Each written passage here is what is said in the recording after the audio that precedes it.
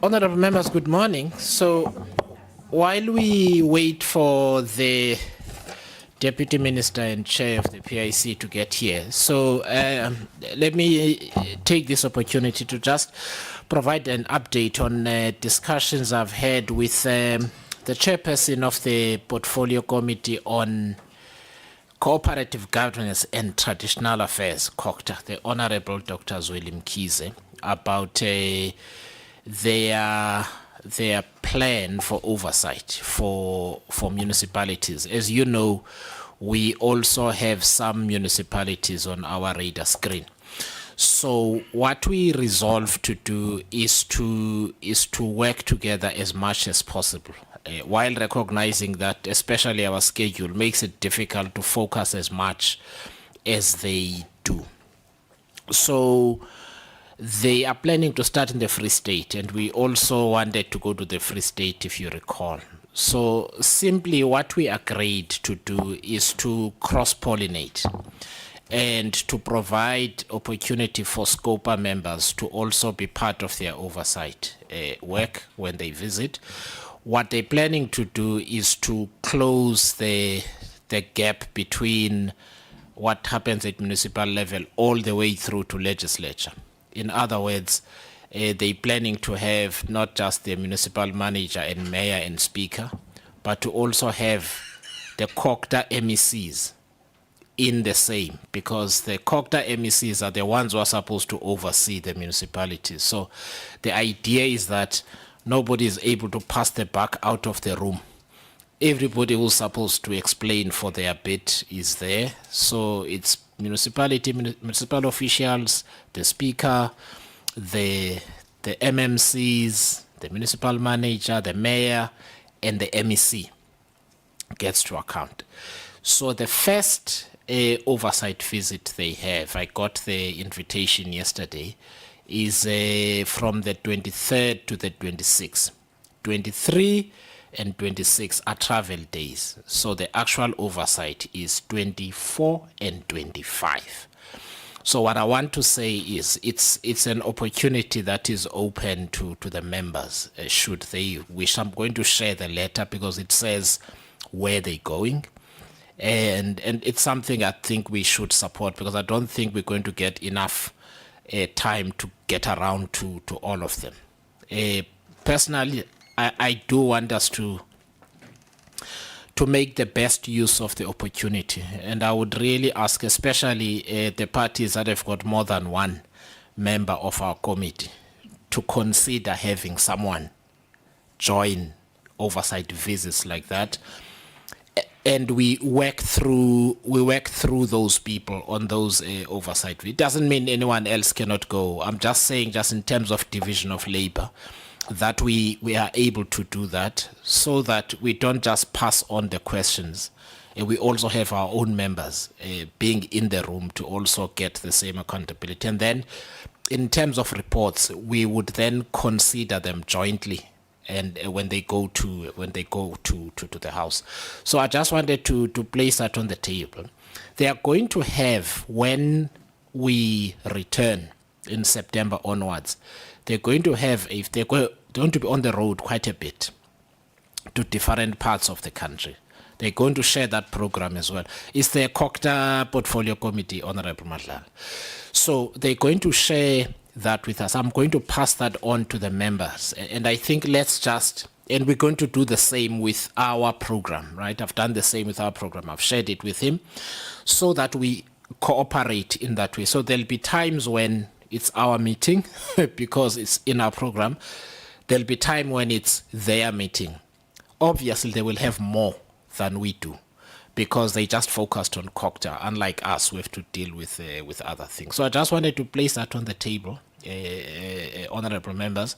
I'm going to share all of that information. What we want to do is that by the end of day tomorrow, I have given Honorable Mkhize an indication of which of our members would like, at least for next week, would like to to go to Free State, and then we just integrate in that way.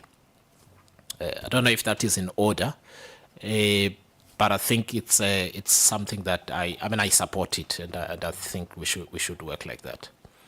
So can I just ask the parties to then consult internally, and then you make a decision. What you decide is your decision, but I wanted to place the opportunity on the table.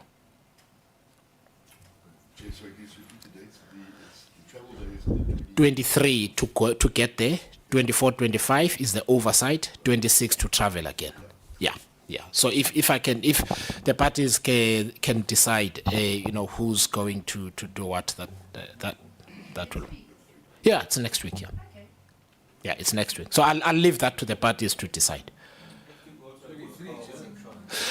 Yeah. So in fact, let me address this. So thank you for that. No. So by the way, so let me actually also explain the workshop. So I don't think it's necessary for all of us to be at the workshop. I think we need enough members of the committee to be in the workshop. And here's the reason. We get reports here, financial statements and so on. And I think we do sometimes get dribbled quite a bit by people who present information in smart ways that might be challenging for us to unpack and work through. The purpose of the workshop is to it's one of those accounting for non-accountants things where we really get to have an open conversation about basically it's public sector accounts with a lot of PFMA and MFMA principles and so on. And we really get to kind of work through not just the principles, but the things that members should look for in these things. It enhances our oversight. And it's not the only opportunity we're going to have. We're going to organize another opportunity later. But I think it will enable us to not just look at the material irregularities and things as well, to also interrogate the financial health and financial issues in the entities that we deal with, such as these guys. Especially when that are outside. It just is going to enhance our oversight. So that is the opportunity. And given that we will in future have such an interaction, so I wouldn't worry too much. I think let's just split ourselves in that way, honorable members, if that's okay. You mentioned the 23rd. Yeah. Am I correct, sir? It's travel day. Traveling. Now, the 23rd, according to my diary, is the 3-line whip at the CTICC, the budget vote on the appropriation bill. Okay, I must check. Yeah, you're right. That is the appropriation bill is the entire day. Yeah, from 10 o'clock. Can we just check that? 10 a.m. in the morning. Okay. Onwards. All right. Okay. Cool. Thank you. No, I noted.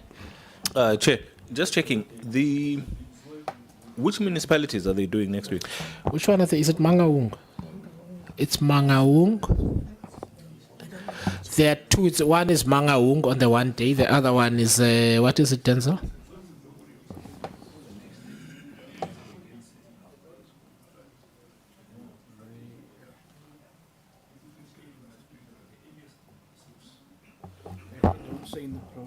I know one is Mangaung. I must just get the other one. Yeah.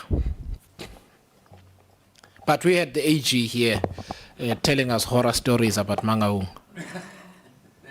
Yeah. Anyway, members, thank you very much. So I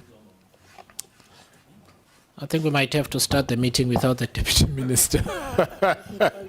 Yeah. Let's call them in. You can check in with Mr. Beasley before.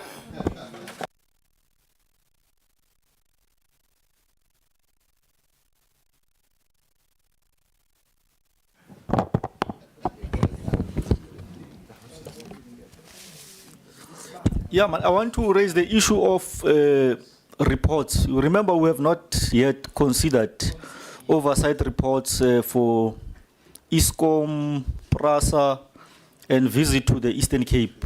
Yes. And noting that the next term is going to be a short term. Yeah. Between September and November. It's about 12 weeks. In fact, might be less than that because you will also have committee weeks in between. So we might find ourselves tabling those reports next year. Yeah, so that's a challenge that I'm raising in relation to tabling oversight report to the National Assembly. All right. Okay. Now we'll take that into consideration because we had set a day. I just cannot remember now why we moved.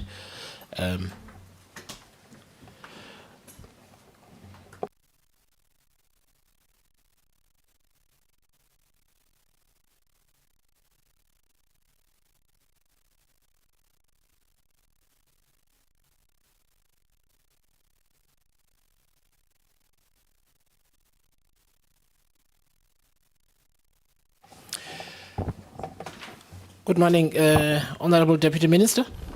I've already greeted the members because we had a short meeting before you came in. And good morning to you. And may I also welcome to Parliament once more, Mr. Dlamini. Thank you very much and congratulations on your new role at the Public Investment Corporation. I don't want to keep doing the introductions myself, but the gentleman next to Mr. Dlamini, I know him well. We used to work together before, many years ago, but 7 years ago, 5 years ago. It was so welcome to you. But let me allow you to do the introductions properly, actually. But I just wanted to welcome you to Parliament and thank you for returning. So, honourable members, you will recall that we had a presentation by the Auditor General, and subsequent to that, the PIC came. And if you remember, the presentation by the AG had been on the UIF and the compensation fund. And one of the issues that arose out of the UIF and compensation fund issues related to funds that are invested by the PIC in other organizations. And then we resolved to call the PIC to talk to us about those investments, specifically relating to the CF and the UIF. In our conversation, and Mr. Sithole was still around then, we decided that let us have a specific conversation about the unlisted portfolio of the PIC. And we said we would call them back to come back to Parliament because there were lots of questions that arose from members relating to the CF and UF, but also generally, if you recall. So we said we're going to call them back to come back to Parliament. This is why we are here. In the intervening period, there's also been a lot of news coverage about Daybreak. And I also said to the PIC that we would be remiss if we do not address that issue in this conversation. And therefore, we've asked them, and you will see in your documents for today's meeting, that they deal with the unlisted portfolio in general, and they also deal with Daybreak. They have a presentation, but what I did is I asked them to also do a detailed covering note, which is an explanatory memo, dealing with some of the principal issues I think are important to be clear on, so that we can assist the committee and the public understand and interrogate the decision-making process of the PIC. So what they've done is they've dealt with the unlisted portfolio issues separately, and then in the second section they've also dealt with Daybreak. So that's where we are. So what I'm going to do is I'm then going to hand over to you, Honorable Deputy Minister, because you're also chair of the PIC, to make some introductory remarks, to introduce your colleagues formally, and then we will take the presentation and then have a conversation thereafter. Thank you. No, thanks, Chair. Good morning. You can greet your members of the committee until the sunset, because they say, in Sesotho, very maduma afele. They say you greet from morning until the sunset, so that people don't infer that there's a fight between someone you have not greeted and yet you greeted them in the morning. So if I say good morning to you in the house, I'm taking it from the Pedi practice that you greet until each time you see each other, say good morning or afternoon. So I'm going to say good morning again or afternoon when we meet in the house. And I really want to thank the Scopa Chair, Honorable Songezo Zibi, and the honorable members for the opportunity to present before the committee along the questions that you've already laid out in writing, but also today, which are about the performance of the unlisted portfolio, how it works, and an update on Daybreak. And I think it's important for us to, it's a great opportunity for us just to update the committee and the public at large on this Daybreak matter. Chair, we also thought it will be important for us to also give the committee an update on one investment in enabling capital, because it was also in the media. So the team and the CEO, once I'm done with my opening remarks, will introduce everyone who's accompanying him. And as you've already indicated that we do have the new CEO, Mr. Patrick Dlamini, who started on the 1st of July when a lot of things, particularly around Daybreak, were out there.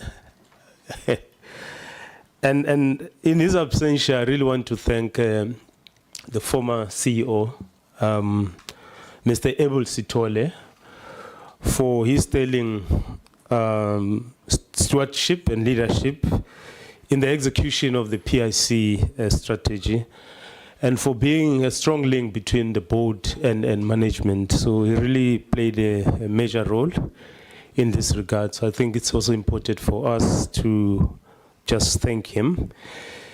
Just for the purpose of the public, and to restate certain things that members already know, I thought it would be important for me to start by restating what the PIC is, what we do, and why we do what we do, and how.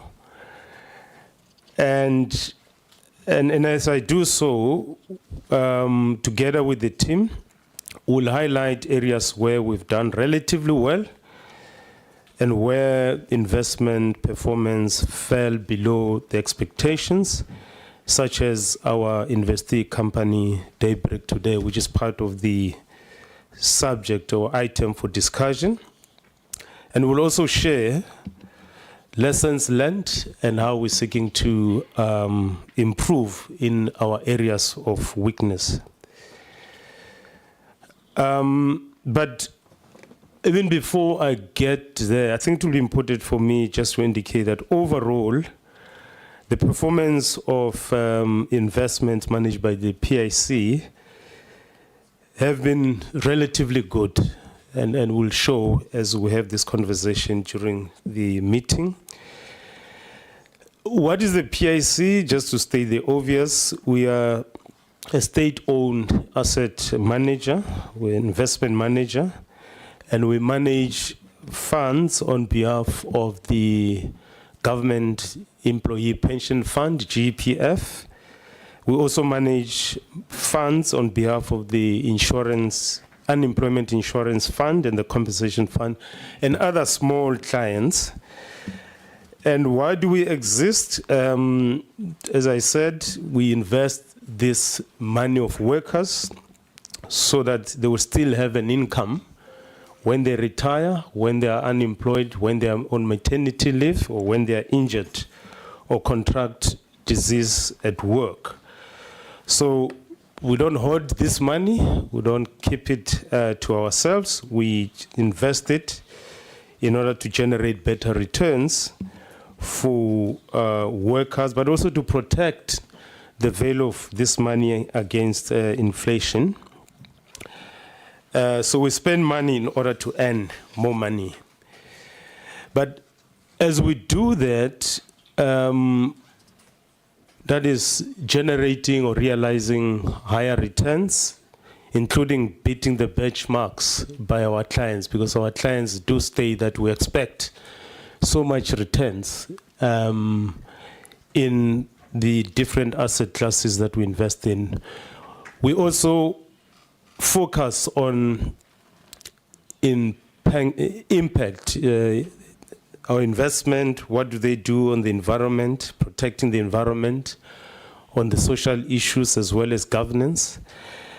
Just to illustrate, since the inception of the unlisted investment by the PIC, we've created more than 190 jobs in the economy. So we invest in different asset classes, in shares, Johannesburg Stock Exchange, as an example, but also in bonds on the listed stock exchange, and shares and bonds as well in the unlisted, which is the subject for today. We invest in the listed and unlisted real estate.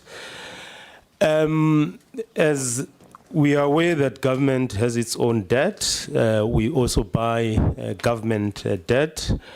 Our exposure as the PIC as of the 14th of July 2025 to government bank, including SOEs, it's 1 trillion.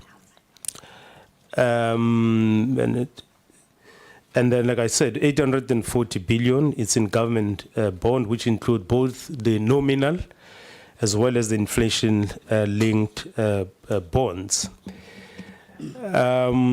So who make investment decisions? The investment decisions are regulated on who makes investment decisions. It's regulated by law, FAIS, there's key individuals, and it's largely investment professionals within their delegated authority. They make these decisions, and they use different instruments: debt, equity, mezzanine, which is a hybrid of debt and equity. And the CEO and the CIO later will share with the members how they do that, and also to demonstrate that it's not a one-person decision. And we also appreciate, Chair, that you've asked us also to clarify what is the role of legal, risk, ESG, and ethics. So I think this is a great opportunity, and the team will take us through that. So the board does not make investment decisions. It's the investment professionals who do so in line with the client mandate, and in line with also the board approved investment strategy. The board, through its committee, we hold management accountable. However, Chair, deals that are above 2 billion rands, they come to the board for the recommendation to the GPF, because any deal that is above 2 billion, it has to go to GPF. So it comes to us as the board to look at what management has put together, and then for us to recommend to the GPF board. And like I said, Chair, the overall performance of our investment has been very relatively good. Because if you look at asset under management, since 2021, when this board started, the asset under management in 2021 was 2.3 trillion. And as of March 2025, the assets have grown to 3 trillion. So this is a growth of 30%. And if you take a 10-year view, the asset under PIC's as management is reflecting a growth of 68%. And the unlisted performance has also been relatively good, but it has grown by 1.4%. So in 2021, it was 125 billion. is now 127 billion. And this marginal growth, Chair, it also has to do with the fact that the UIF and the compensation fund, they've suspended our mandate on the unlisted for the issues that triggered the first meeting with us as well as the UIF. So we're hoping that we will be able to deal with these issues, and later on the CFO will indicate how we're seeking to deal with these issues so that the UIF compensation fund, they would be encouraged to reset the mandate on the unlisted side. And I don't want to go through the details around the performance, because the team, again, they will show that on the good performance, and as per your request, you requested 10 companies best performing and companies or investments that have gone under. We've given 20 each, and there's clear indicators on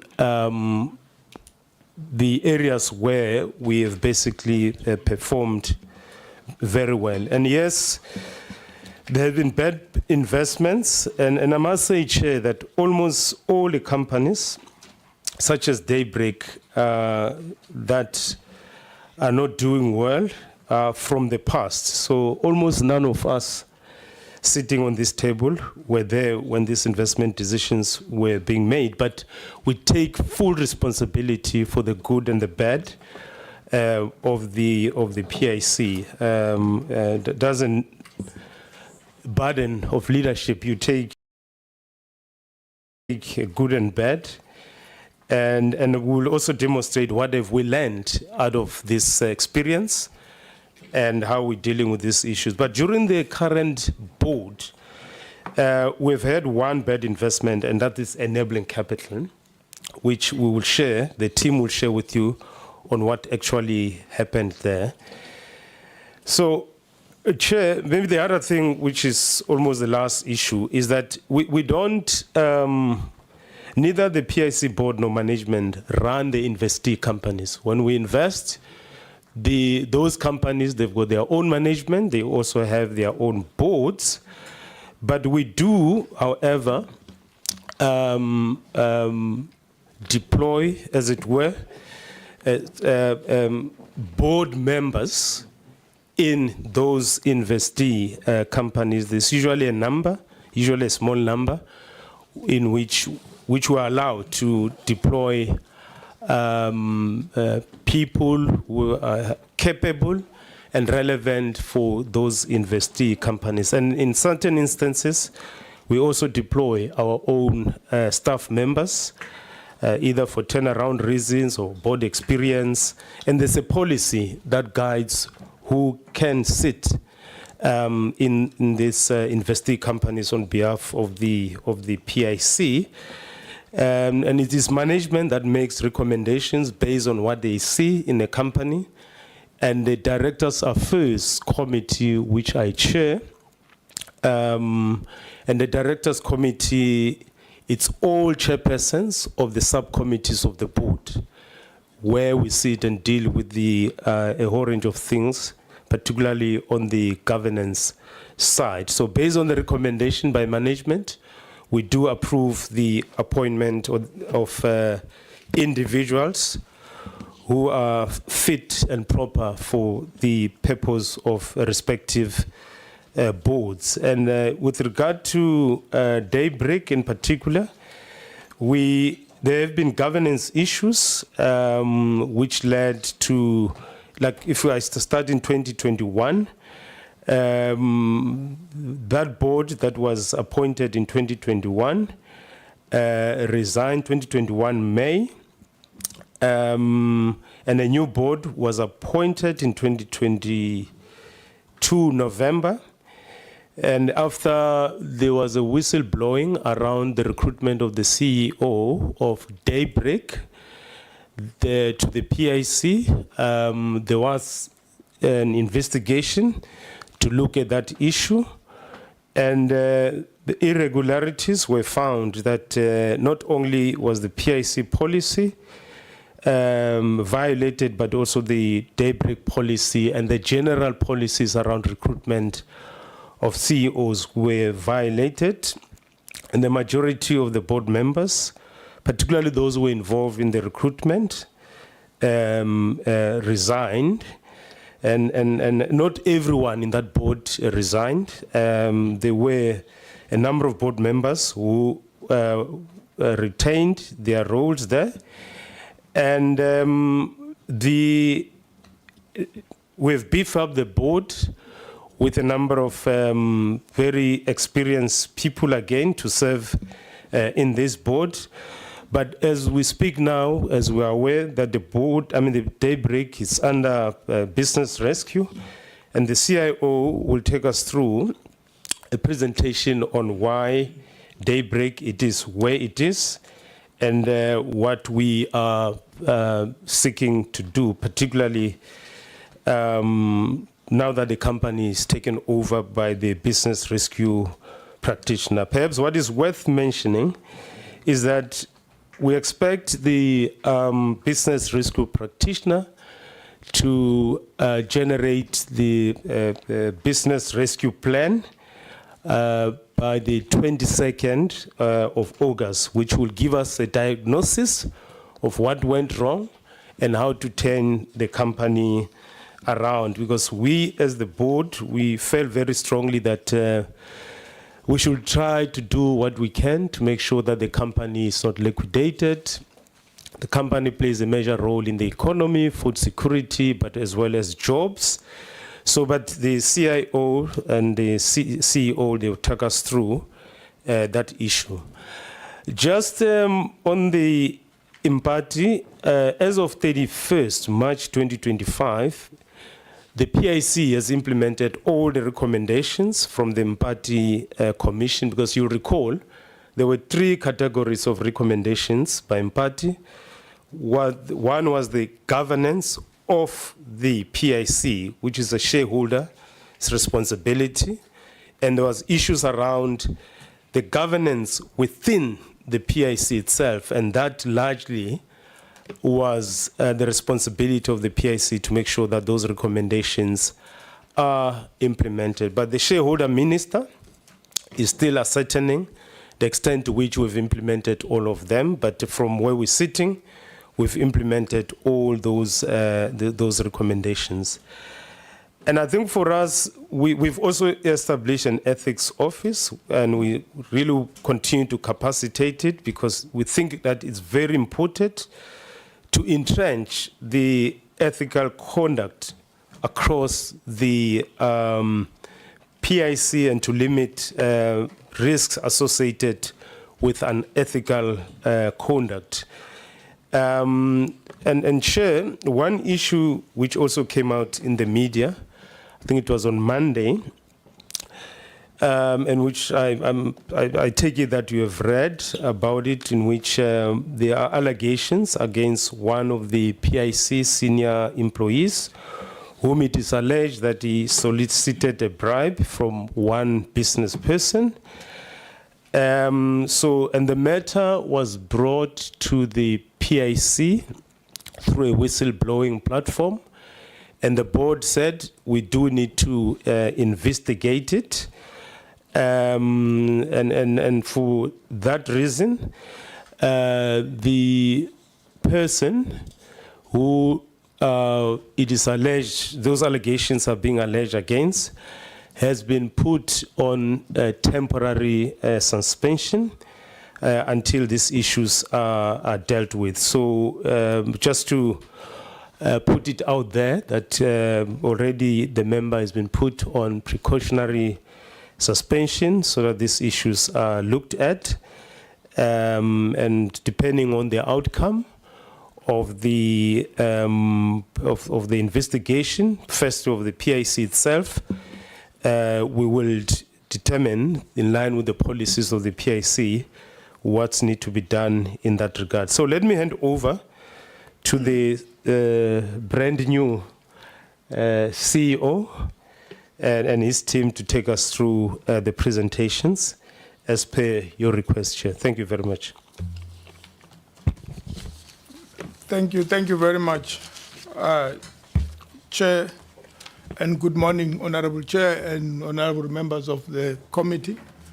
It is really indeed our great privilege and honor to be coming before you today to engage further and deeper on how we manage and deploy the unlisted investments within the PIC on behalf of our clients, the GPF, UIF, and compensation funds.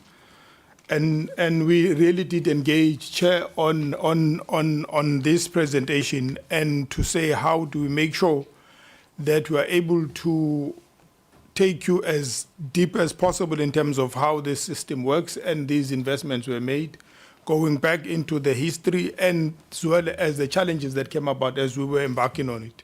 But indeed, it was all about looking at the potential of the potential transformation that these unlisted funds could bring about for South Africa and the potential transformation that it can also bring about. Because as you know, the story of Germany, the story of Japan, the story of South Korea has always been the story of how SMEs are playing a very meaningful role because the big companies tend to automate and mechanize and end up actually shedding jobs. South Africa, we have an issue of youth unemployment. And this endeavor was indeed directed at that direction to say how much can we really shift the needle as the PIC on behalf of our clients for the greater good in our country. We would definitely take you through, as the chair said, the 190,000 jobs that have been so far been created. We do believe that the more we work and perfect these unlisted investments, we can be able to achieve way much more across the country in terms of the rural economy, the township economy, and SMEs in general. But with me, Chair, as the chairman of the board did say, I'm about 2 weeks old now within the organization, and landing in and finding all these media issues being all over the place and saying there really are much more issues that we need to account on and make sure that we are able to address and fully address going forward, because we really do not take it for granted that these matters have got to be attended, and we're not going to run away. And we come here to make sure that we fully account and openly and honestly and transparently share with the committee in terms of how we want to work and improve on this, because there's still a massive gap that we still need to travel in terms of trying to create sustainable jobs for the peoples of South Africa. With me, Chair and committee, I have on my left the Chief Investment Officer, Kabelo Rikozo, who will be doing the bulk of the presentation here today to the committee.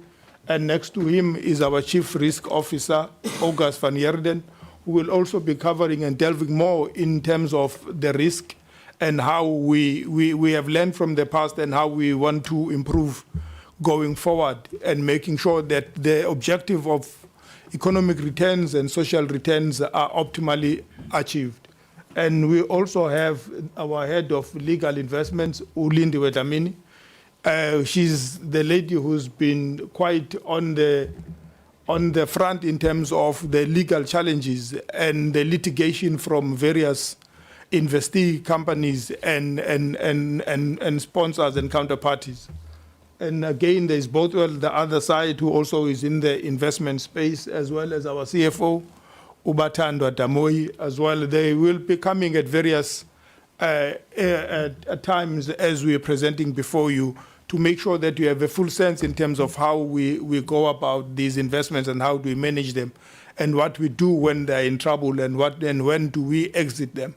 So, and through you, Honorable Chair, I would love to hand over to Kabelo, our Chief Investment Officer, to take you through the presentation here today. Thank you very much, Chair. All right. Thank you very much. I'd like to give you until, what time is it now? Until around 25:30. If we can try and, because I want us to have enough time for conversation, because you've given us the documents ahead of time. Thanks. Good morning, Chair, and good morning, SCOPA members and the members of the public. We appreciate the opportunity. We had I'm gonna just go straight into it. So PIC, if you look at what we offer to our clients, we offer largely an asset management service to all our clients. What is that? We manage money on our clients on what we call a passive basis or an active basis. And this money is managed on the domestic side, which is South Africa. But we also manage money on Africa, but also on international markets, depending on the asset allocation provided to us by our clients. If you just, what is in front of you is just, if you look on the left side of that chart, it's all the products that we manage under the public markets, which is just over 3 trillion currently. And on the right side is the private markets or the unlisted markets. So today we are going to focus on that top part, which is Isibaya. But remember, we also manage money on the unlisted side on properties as well. And we also allocate money to third-party fund managers. That capital, we call it the multi-management platform. I think the chair covered this a bit earlier. If you look over the past year to the end of March 2025, we have seen an AUM or assets under management growth of about 13%. If you look since 2021, the AUM has grown about 38%. So as we see today, or as at the 14th of July, our assets under management are currently 3.2 trillion across those products. The pie chart on the top right shows you that GPF remains our largest clients, but you also have UIF, CC, and other clients. So just in terms of that 38% growth that we have seen in the last 3-4 years, a big portion of it, yes, it came from the listed side, but what we will touch today is to show you that the unlisted side has also performed well. I think the slide just covers the portfolio as at the 31st of March. The unlisted portion makes up about 4.5% of the portfolio, and the listed portion makes up 95.5% of the portfolio. Within that unlisted investments portion, what we are discussing today, which is largely the Isibaya portion, that's about 3.1% of our entire book. And that's what we will be focusing on. So that's just... Sorry, Mr. Rikos, Honorable Skosana has a question. Yeah, no, my apology to interrupt Mr. Rikotso. Is it Rikotso? Yes. Yes, I think there's one slide that is missing in the presentation that was sent to us. And I also double-checked here, the slide before this one. Yeah, that slide is not here. It's not in the soft copy, but it's also not here in the hard copy. Yes, I think we're going to have to just apologize because we felt we wanted to give you more information. So all the slides that you have currently will be captured here, but I think that slide to show, we felt as the board that we needed to show you just the AUM growth because we thought we must just start the slide. Yes, we will send you this deck. Thank you, Chair. Thank you, Honorable Atkinson. Thanks very much, Chair. I'd like you to be able to, in that amount, in that growth amount, to be able to strip out. Okay. I'd like you to be able to strip out what is assets actually coming in. So obviously you've got the GEPF. So you've got continual money coming in from government employees and you've got other people bringing money in. So that 13.18%, can you strip out the actual investment growth and the actual money you're getting in as additional investments into the organization? Because we really want to know what your investment growth is. It's great that you're getting other money from other people, but we need to know how you're performing on that. Thank you. Chair, with your permission, may I request that I stand up so that I can, I think if you don't mind? No, okay. I don't know.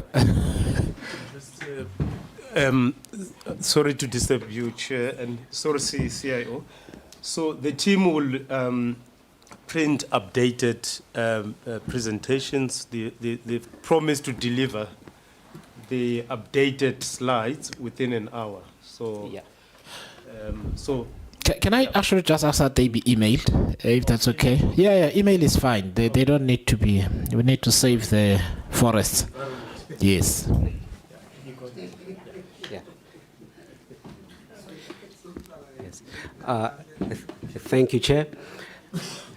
I think maybe just in terms of the AUM growth that we've seen in the past year.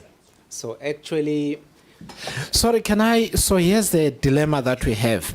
It's the streaming, okay. right? Where if you're not close enough to the mic, then Parliament TV viewers can't hear you. So if that's okay, Okay. I realize now what would be an issue.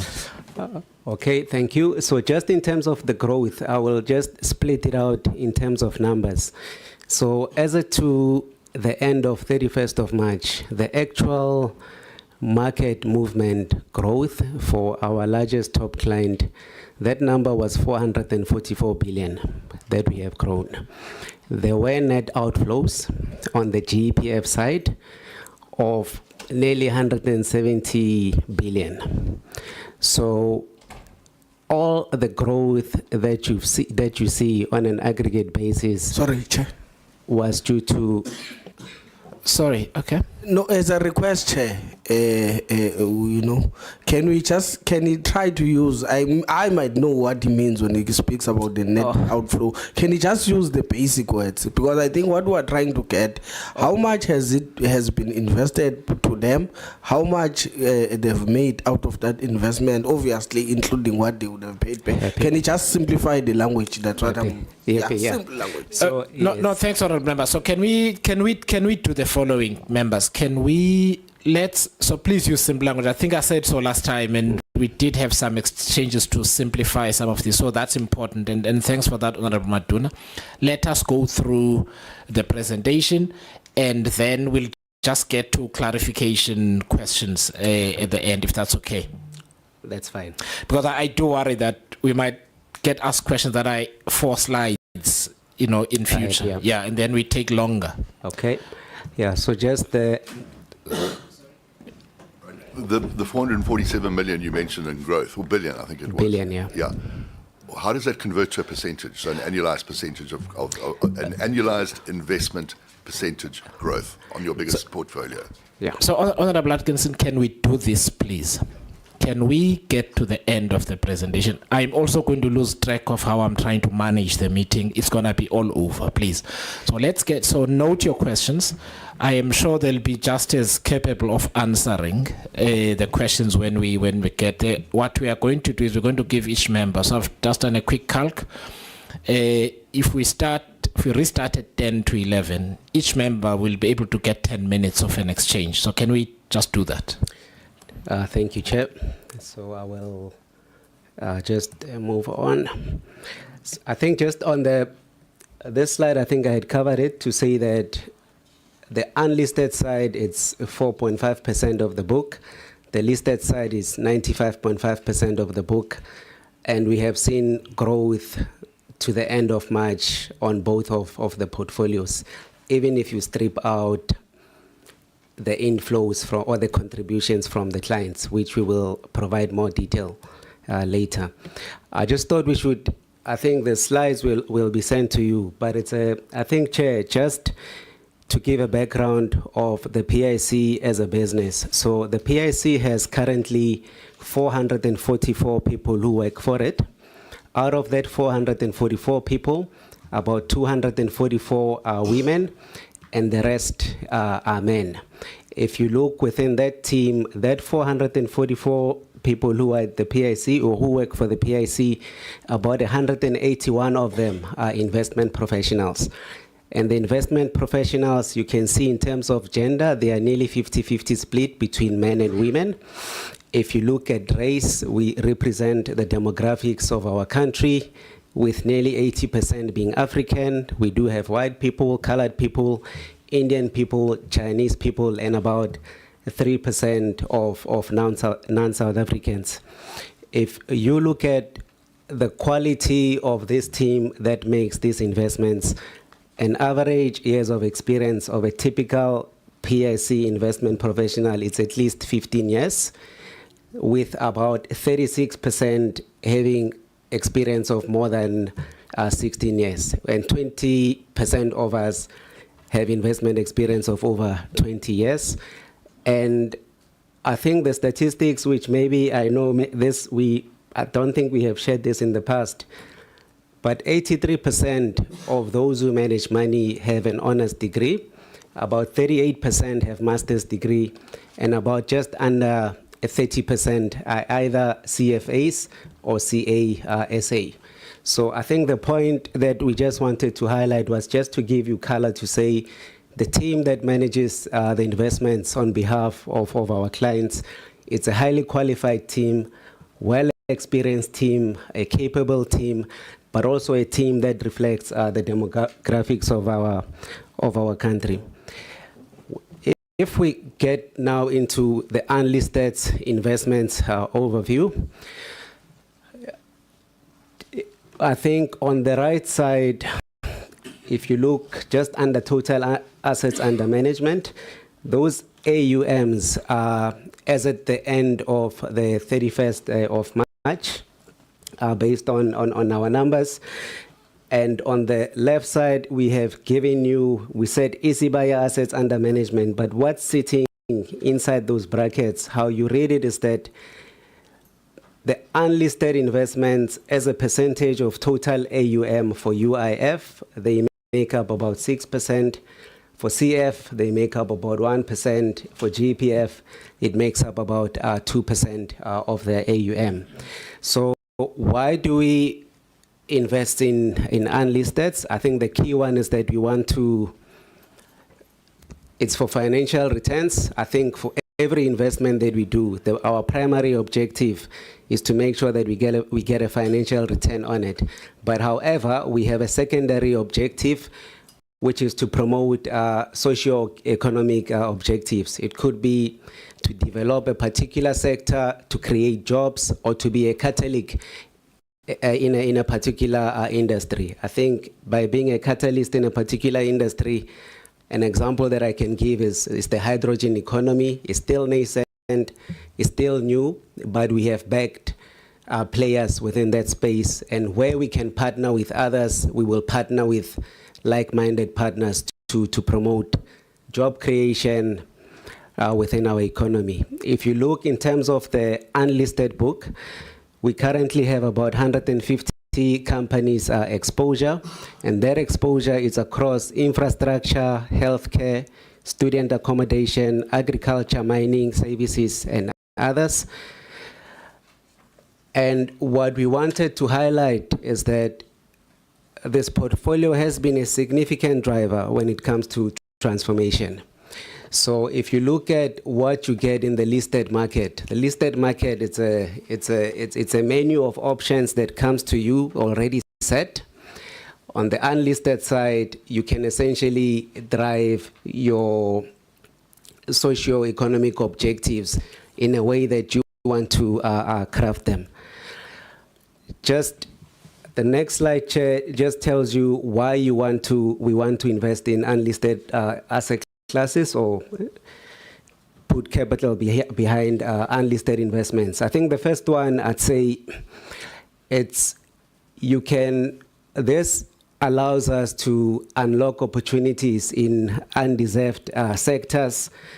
And some of those sectors would be, I think you would know that in the country, the SMME sector is not well funded.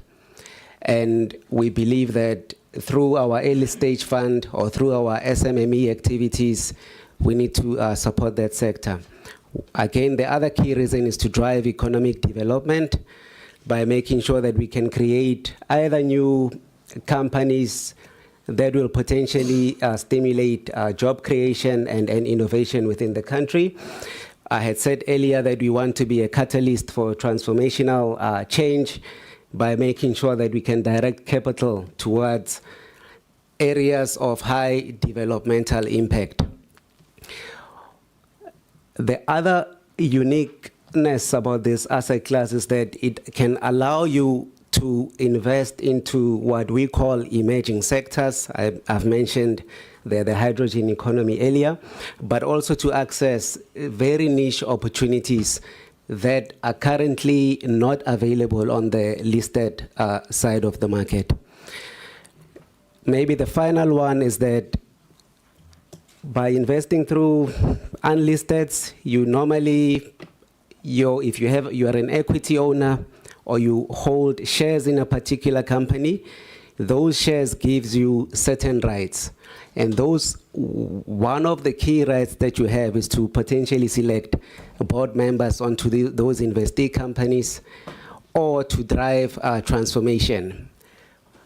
We said ESG as at the PAC, ESG is the environment, social, and governance, or what we call sustainability investing. It's part of what we do. And for you to achieve those things, you need to be able to influence outcomes. So you can still do it on the listed side, but it's a lot more difficult because on the listed side, PIC typically owns about 15% of all listed companies. So there is always about other 7 or maybe more shareholders who can have a different view to yourselves. Whereas on the unlisted side, you can contract what you want those companies to drive. How do we facilitate transformation through our investments? Or basically, if you look at this slide, you should think about what are the key principles when we are investing in a company. I think the first one I said, we focus on economic and social returns. The economic return is the primary one, so we will not go for social returns if the first one is not achieved. So we aim to make sure that we first achieve an economic return. After we have ticked that box, we will then assess what is the societal impact of our investment, which is the social return part. The second element is that in every company that we invest in, either is equity or if we are issuing a loan, valuation for us is very important. Valuation is basically the price that you pay for a particular investment. What we try to do is avoid overpaying for investments, because if you overpay on day one, your returns over the long term will be diminished. How do we support, what are the key principles in supporting BEE? Ideally, if we want sponsors or BEE sponsors to be part of the company, so it's a lot easier for us to fund a sponsor or a BEE party if they form part of the company, and we encourage that. However, if we get a sponsor who only wants to be a passive investor in that particular company, we will want to make sure that they are aligned with our interests. And in that case, we may request them to also put some money down in the table so that the risks are shared, not essentially equally, but they are shared fairly. For every investment that we do, we want to have what we call a value creation plan. A value creation plan is basically a menu of ideas as to how are you going to grow a company from, let's say, a 10 million rand valuation to 20 million rand valuation over a 5 or 10 year period. That plan is critical for you to have. So what we've been doing at the PIC in the last 2.5 years, we've made sure that at least for our top 20 companies, we have those value creation plans, because we do not believe in being a passive investor. The other key issue is that if you look at our fund, the funds that we manage, yes, they are large, and so we do not really need we like dividends, we want loans to be repaid, but we do have a bias for businesses that invest in their own business to grow more. So ideally, if we have allocated capital to you, we want businesses to expand. And through that expansion, there are lots of opportunities that come, one of it being job creation. For every investment that we do, we want to make sure that how are we going to exit? So from day one, in principle, we would, as we invest today, we need to know that how are we going to get our money back and how long is that going to take? So having what we call a clear, quantifiable and exit strategy is quite key. And from a risk management point of view, we don't want to be exposed to one particular sector or to one counterparty. We want to make sure that our investments are diversified across counterparties, across geographies, and across sectors. I think the chair spoke about this slide earlier, where we show that through these investments, we have created 190,000 jobs in the economy. And you can see those jobs, nearly 58,000 of them are men, and about 92,000 it's women, and the other 20% it's undisclosed. And if you look down, you can see those jobs are created across largely almost all sectors of our economy, and this is our focus. So this is our secondary focus. First, you must make sure that the financial returns make sense. The second part is that are we improving our societal outcomes in the economy? And this slide, we just showed you the top left chart shows you just the AUM, the assets under management for the unlisted investments over the last 10 years. I don't think you can see that number hasn't changed much. But what I would like to focus your eyes on is on the bottom chart. So the bottom chart that shows you what we have invested. And maybe I think, Chair, we can just look at the turquoise color, that 92. I just want to explain it to members. So the first part, you can ignore the committed part, but look at, we start on the invested. So we've invested, as at the end of March 2025, 102 billion. That 102 billion over the past year has given us repayments or dividends of 43 billion.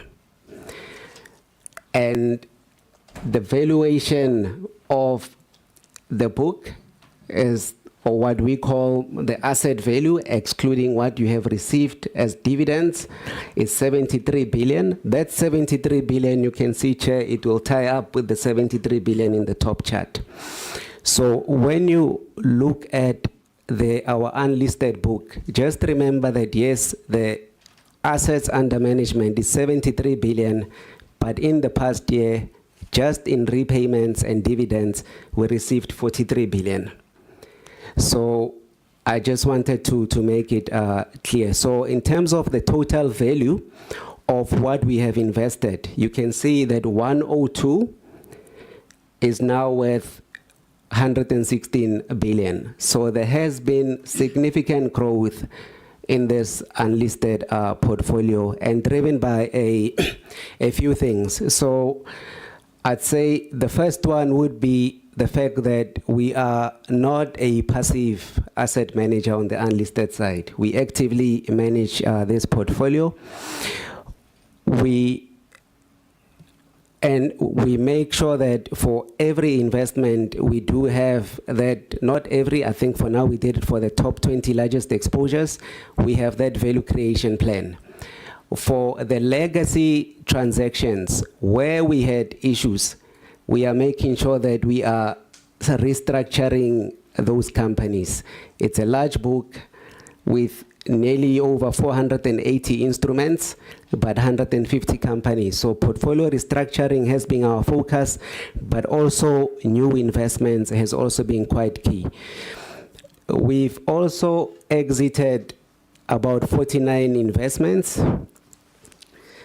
And you can see, Chair, our exits, I think the last time when we came to Scopa, I had said when we exit investments, we, by all means, we try to make sure that we don't exit at a loss. In some cases, we may choose to exit at a loss, but if you look at our whole portfolio, you can see that just under since inception portfolio performance, you can see exits, what we call, I'm not gonna mention it again, that MOEC, which is just basically how much money you have made based on R1 of 1.7, which means that for every R1 of investment, you have made 70 cents on top of your R1.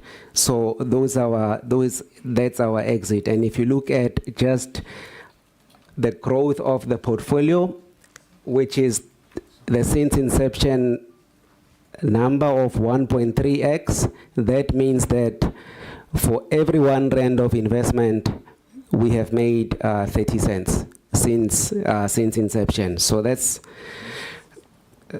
yeah. And then the next slide, Chair, we wanted to highlight to the members of Parliament and the committee to show that where exactly are the issues in our portfolios come from. So the top left chart is called the debt vintage analysis.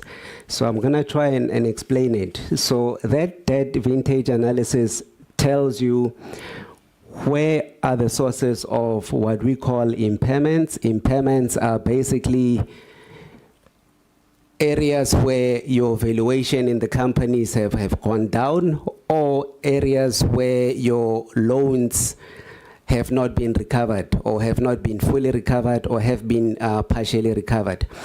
So if you look since 2020 on that chart, which we call the post-Mpati Commission era, the impairments since 2020 on our total book, with a total value of 116, but a market value of about 73 billion.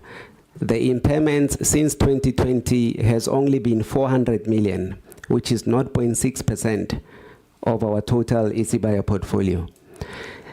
And what we have done, we have listed the key areas where we have impairments, and you can see it was an investment in 2015 called Musa Group, Pelelani, Allied, Kefodile, Daybreak is there. Daybreak is a 2016 transaction.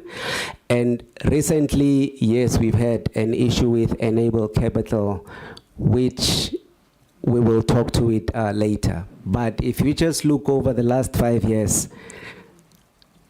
our only problem on the Isibaya has been Enable Capital, which is 100 million on a book of 3.2 trillion, or on the unlisted book of about 73 billion. And we will talk to Enable Capital later. CRO, anything you want to add on the slide? No, I'm comfortable with that, CIO. I think you've covered it. Okay. We would expect, if we benchmark that 0.6 against the commercial banks, it would be a lot higher over a 5-year period. The banks would look at about 100 basis points as a credit loss ratio through the cycle. So even against that benchmark, we would be significantly lower. Thanks, Chair. Thank you, CRO. Yeah. And then just reflecting on what has been some of the key successes in the last 3 years. And I think the first one was that you should not have investments where you passively manage them. So the unlisted space is not an area where you can put money and look the other way and hope 10 years later that things will change. So you need to have these value creation plans. They have to be detailed enough. We have to debate and argue about how those businesses will create value.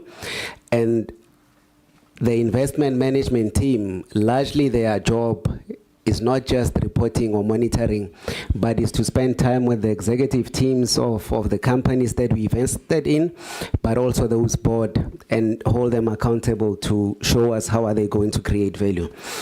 The other key thing is that we have what we call portfolio optimizations. So portfolio optimizations is where we already have an existing book, but that book is not healthy.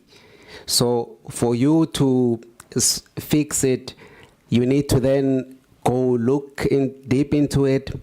First, create VCPs, value creation plans, and secondly, look within your portfolio, how can you optimize certain transactions. I think what we have learned, Chair, I would use an example of hospitals. So what we've learned is that maybe in the past we would fund maybe a group of 2 or 3 doctors to buy or create a hospital chain. But I think in the beginning, the story sounds great that it can be created, but in reality, you would end up funding maybe 5 or 6 single players who each have 2 to 3 hospitals or 1. And essentially what happens is that they can't compete with your large players.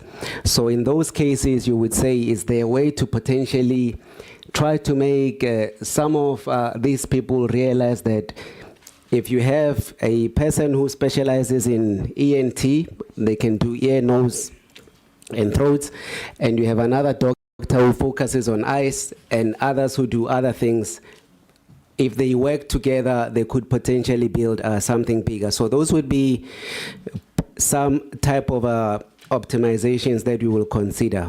But the other key thing is that where we had companies, and we've mentioned here Afgri and Conco. So if you think of the likes of a Conco, I think 4 years ago, Conco was in trouble. We have embarked on an exercise in the last 4 years, and the key thing was that we will not save a company because we want to just save jobs. First, there must be a business case as to why we must save it. And in Conco's case, we believed there was a clear business case as to why we need to assist it. And that turnaround, it has worked out in the last 4 years. Afgri is also a very similar case where this business nearly about 3-4 years ago was generating losses of $1 billion. Today, it will generate, last year it generated EBITDA, which is earnings of about 850 million. So there has been a big swing on that company, largely done by the team at the PIC, along with the management team and the board and any other partner within the value chain. But before we assist the company, there must be a business case as to why it should exist. If there's no business case, we are unlikely to not assist it. I think that's, and then if you look at just the portfolio currently, these are the top 20 investments by total value. And I think if I just focus the members on the last column, which is the IRR, is the internal rate of return, or you can say it's your return per annum. Basically how these funds have performed on a per annum basis. So if you look at the first one, that SA Home Loans MF, that IRR of 13%, it means that this portfolio, since our investment in 2016, has been growing by 13% on a per annum basis. So that's, and if you look, this top 20 portfolio, if you just cast your eye on the bottom part, just under the gray part where I show the total portfolio, this top 20 makes up 61% of the portfolio. So if you recall, Chair, I had said we have 150 companies, but out of the 150 companies, the top 20 makes up 61% of the portfolio. So for us as a team, I had said, I think 3 years ago, to say for us to move the dial, we need to make sure that we get it right on this top 20. So essentially on all these top 20 companies, we should have value creation plans and make sure that these are perform. I think you can see there is one that is not that is not doing too well. I think if you look at African Bank, that IRR for us, it's about -6%. but behind it, there's a very clear plan as to what that business is doing to create more value for clients. If you look at the top 20 investments by performance, by IRR, I think, Chair, I think there is a perception that maybe some of our investments, we don't have anything that typically goes up. I think I have shown in the previous slide that the top 20 makes up 61% of our book. And that 61%, if you just cast your eyes on those IRR, you can see almost all numbers are positive, with the exception of African Bank, but we have a very clear strategy on African Bank as to how we are going to unlock value. The next slides, it's not based on size. We have just ordered the IRR from the largest, the best performing asset currently in our book to the last 20 performing investment in our book. And you can see, I won't mention them, but if you cast your eye on the last column, that IRR, you can see we have investments that are, which we've made in December 2022, which is this team, and it's not so long ago, that are already giving us a 35% return on a per annum basis. And if you end across, whether it's I won't mention the names, but we are, where we are as a team, we are very comfortable. If you just, even if you were to cast your eye on just the dates, because the dates will tell you when those investments are made, and you look at the IRRs, we have improved our processes so much at the PIC. The one criticism of our process is that it does take long, but we have made it clear to say that it should take long for a reason. We know that we can't invest in very small transactions, but we have a sweet spot. Where we want to help the SMME sector, we have a strategy as to how to do it, which is largely going through intermediaries. But this just shows you our best performing funds. The other one is just the bottom performing funds, because you also have to balance it with what we have gotten wrong in the past. And the bottom performing fund, you can see the total value there is really, it's 1% of our book. And I think the biggest one, I think these ones I can spend a little time on them, is AfriSem, which is a transaction that was made in June 2008, where the valuation was written down. I think Bayport has not been, has been not been a great for us. But if you look at the total, that 24 billion of investments, you can see there is a big concentration as to where the bad performance is coming from. AfriSem, Bayport, Kifodile, Daybreak, and Bounty. Bounty and Kifodile is largely investments into the same thing. Daybreak, I think, Chair, the committee would know it.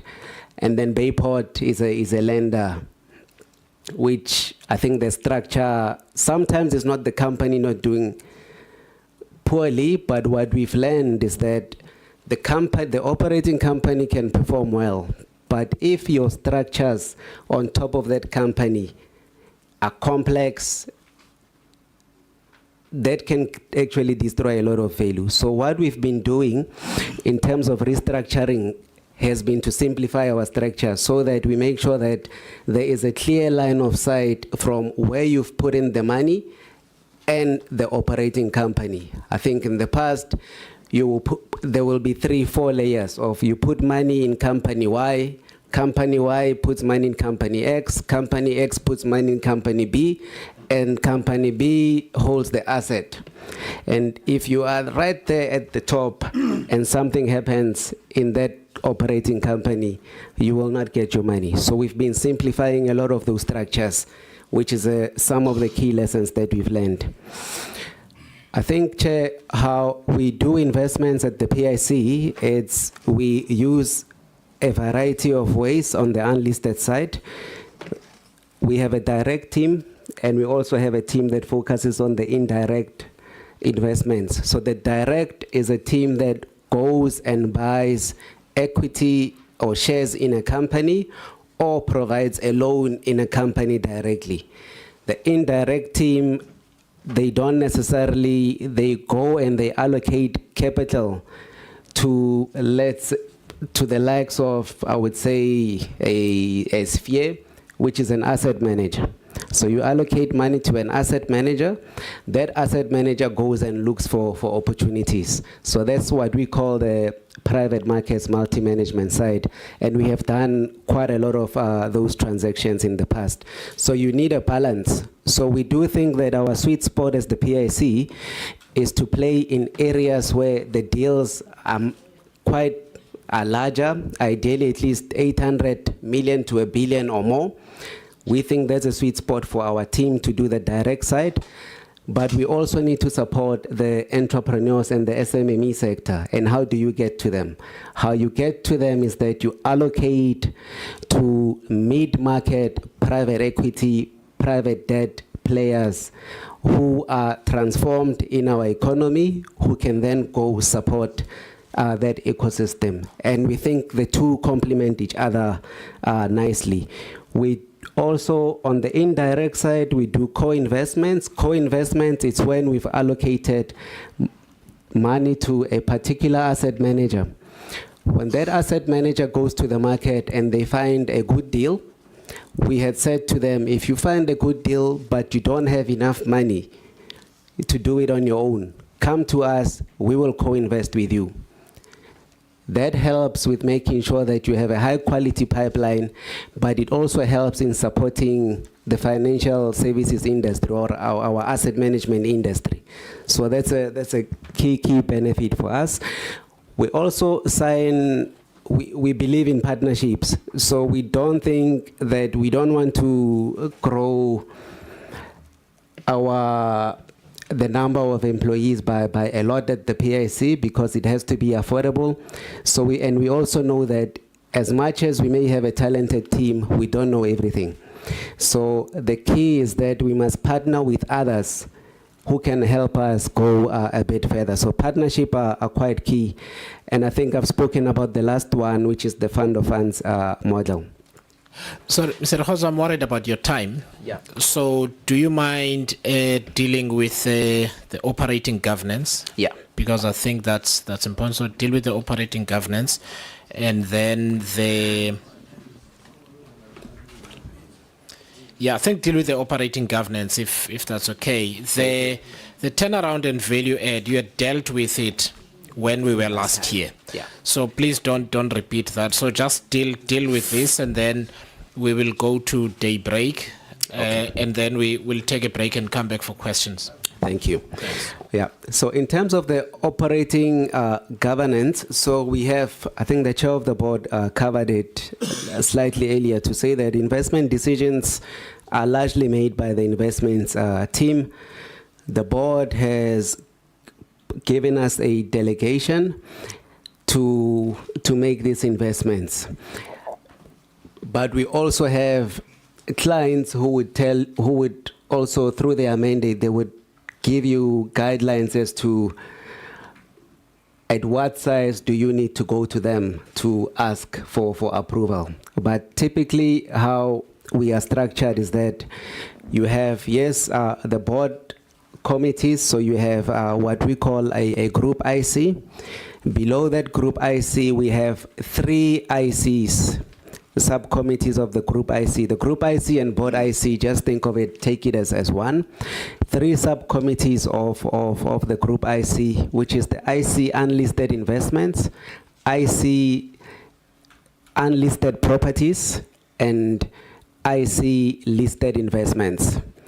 And largely those ICs, their function is to hold the management accountable, to make sure that there is performance, ensure that we are following mandate, and they would largely hold us accountable as to the management of the funds. But there are cases where we need to bring transactions to them if those transactions have a high reputational risks. So that's one. And below, very similar to IC unlisted investment, IC properties, IC listed investments. Below that, you have what we now call group unlisted investment, group management unlisted investment, which is the GMIC, group management unlisted properties, group management listed investments, which has a delegation between 1.3 billion to 2 billion for investments.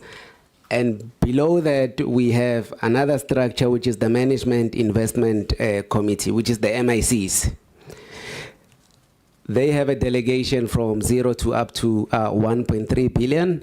And as a principle, even if something has been approved at an MIC, if it doesn't fit our risk appetite, I think I won't cover the turnaround because we had discussed it the last time.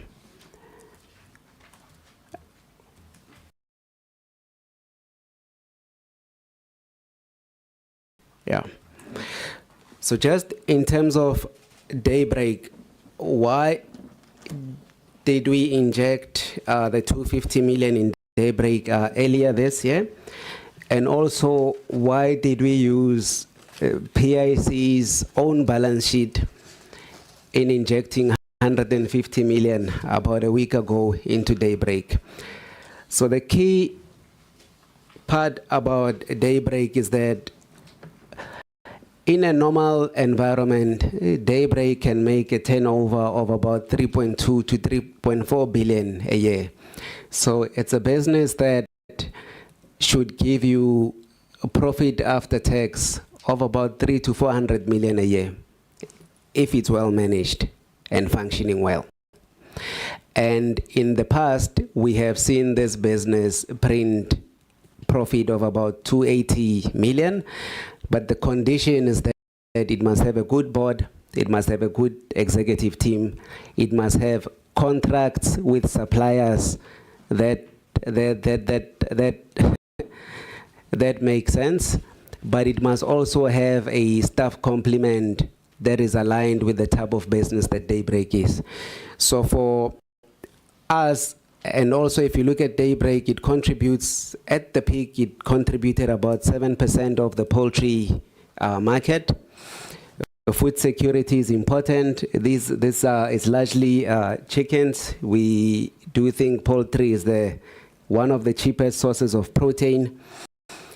And again, besides the financial part of Daybreak, if you look at who is employed within Daybreak, where does it operate? It's largely in the rural areas. It employs largely African people in those rural areas. Where it has a farm or a hatchery, it's a big employer. But like I said, we won't make a decision simply because of jobs. We'll make a decision first to say, is there a business case for this investment to exist? There were quite a lot of external factors that affected. This is not just Daybreak, but it's the whole industry. So if you recall, about 2 years ago, we had an avian influenza outbreak, an AI outbreak, which affected everyone. In that period, some of the listed or private operators put capital behind their businesses to survive. Daybreak went through an AI period with no money. The other key issue was that there was a time where we had a flood of cheap poultry imports into the country, which obviously affected margins for everyone. The other one was that if you look at the key cost at Daybreak is largely the feed. So the feed for the chickens, it's quite a large component of their cost base. The next part is actually just the employee base. But that feed cost, which is largely maize, when the maize prices spike, generally, if you run a company where you don't have enough margin, it can essentially just kill your business. The last one is load shedding. So load shedding, it has been quiet, but there was a time when load shedding was very difficult. And I think we have seen some of the listed businesses who play in this space mentioned that they have actually spent, during the load shedding time, they've spent over R1 billion. One company spent R1 billion making sure they protect their business against load shedding.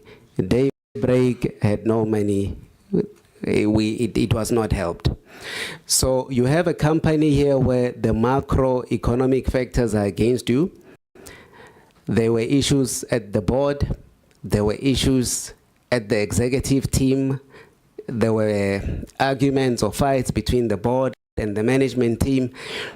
But if you're dealing with macro factors and internally you have a storm, the result is what we see today. For us, and what we see today is that Daybreak, we have, the board of Daybreak decided to put Daybreak into business rescue. Initially, we were not keen to put the business into business rescue initially, but essentially because we were hoping that other funders would come in. Unfortunately, they did not come in. And there was a day where we woke up and we had to make a decision based on the fact that there was a court case where a group of creditors had filed for a liquidation of Daybreak. We decided to pay those group of creditors who had filed for the liquidation of Daybreak and immediately put it into business rescue. At the time of us putting it into business rescue, the number of creditors of Daybreak, I think that number was about, it owed creditors about 400 million. So even when we put the 250, we knew it wasn't covering everything. But our view was that you put the 250 and then you go and you try and you raise money. But as we were trying to raise money and there was no one coming in, the only way was that we now need to protect the business from the creditors who want to liquidate it. And a business rescue practitioner has been appointed. And like the chair of the board said, on the 22nd of August, we will have a BR plan. But there is what we call a creditors forum or committee on Daybreak. So everyone who is owed money by Daybreak, they meet regularly with the business rescue practitioner to make sure that there is a successful turnaround. The last 150 where we decided as the PIC to essentially also put our own money as a business into Daybreak was really to facilitate a successful turnaround. What had happened was that the business rescue practitioner had no money to conclude the turnaround, and we decided as the board to say, the best we can do here, we've been asking clients to put money. We believe in the thesis. If Daybreak is functioning well, it can be profitable and it creates a lot of jobs. So we actually took risks along our clients where we put the PIC corporate money into Daybreak, the 150 million. And that 150 million sole purpose is to ensure that the business rescue practitioner comes up, concludes his process, and delivers a business rescue plan. And that plan, I think he will talk to it later at some point, which will be published publicly. There was another issue why we had to put in the capital. The NSPCA has currently disallowed Daybreak from fully functioning. So there are just certain parts of the business that are working. And for the business rescue practitioner to comply with those things, on that day when we decided the 150, the choice was that do we kill 300,000 beds in order to comply with the NSPCA requirement, or do we support the business rescue practitioner so that he can see, first of all, he complies with the NSPCA, and secondly, he can complete his process of the business rescue plan. Bearing in mind that in the background, we are still trying to make sure that those who can come and support the business are engaged. But that process, we have given it to the business rescue practitioner. The last one, Chair, is just the 100 million that we disbursed on Enable Capital. I had said over the last since 2020, or maybe since the last 3 years, our only impairment was on Enable Capital, which was 100 million disbursement. And this is a business where it's an invoice discounting financing business, which we had approved 200 million. Out of that 200 million, we had disbursed 50 million for GPF, and I think the other 50 million, it was for another client. When the second draw for the other 100 million came to the offices, we then picked up that there could have been an issue. And very quickly on, we realized that we suspected there could have been potential fraud in that business. The business rescue practitioner on Enable has done a forensic, and I think we are currently studying it.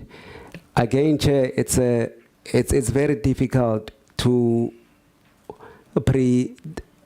when people want to defraud you, it's very difficult to protect yourself. I think in this case, we had based our investment on F's annual financial statements that were audited, that we had received from the company.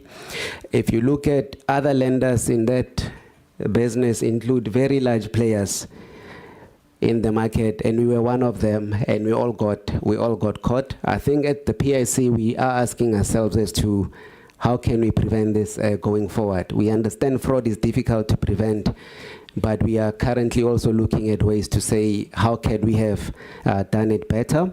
Our internal audit team has also done an exercise to look at the transaction from beginning to end, and I think they have issued us with some recommendations just to improve our own processes. Chair, I think I'm happy to stop there. All right, thank you very much, Mr. Khozo. So honorable members, let's do this. So we are now at 10:51. Can I just hold us to a very tight schedule because we need to spend the next 2 hours as effectively as possible. So can I ask us to take a break and restart at 11 strictly, and then we'll go straight to questions. Thank you very much for that presentation.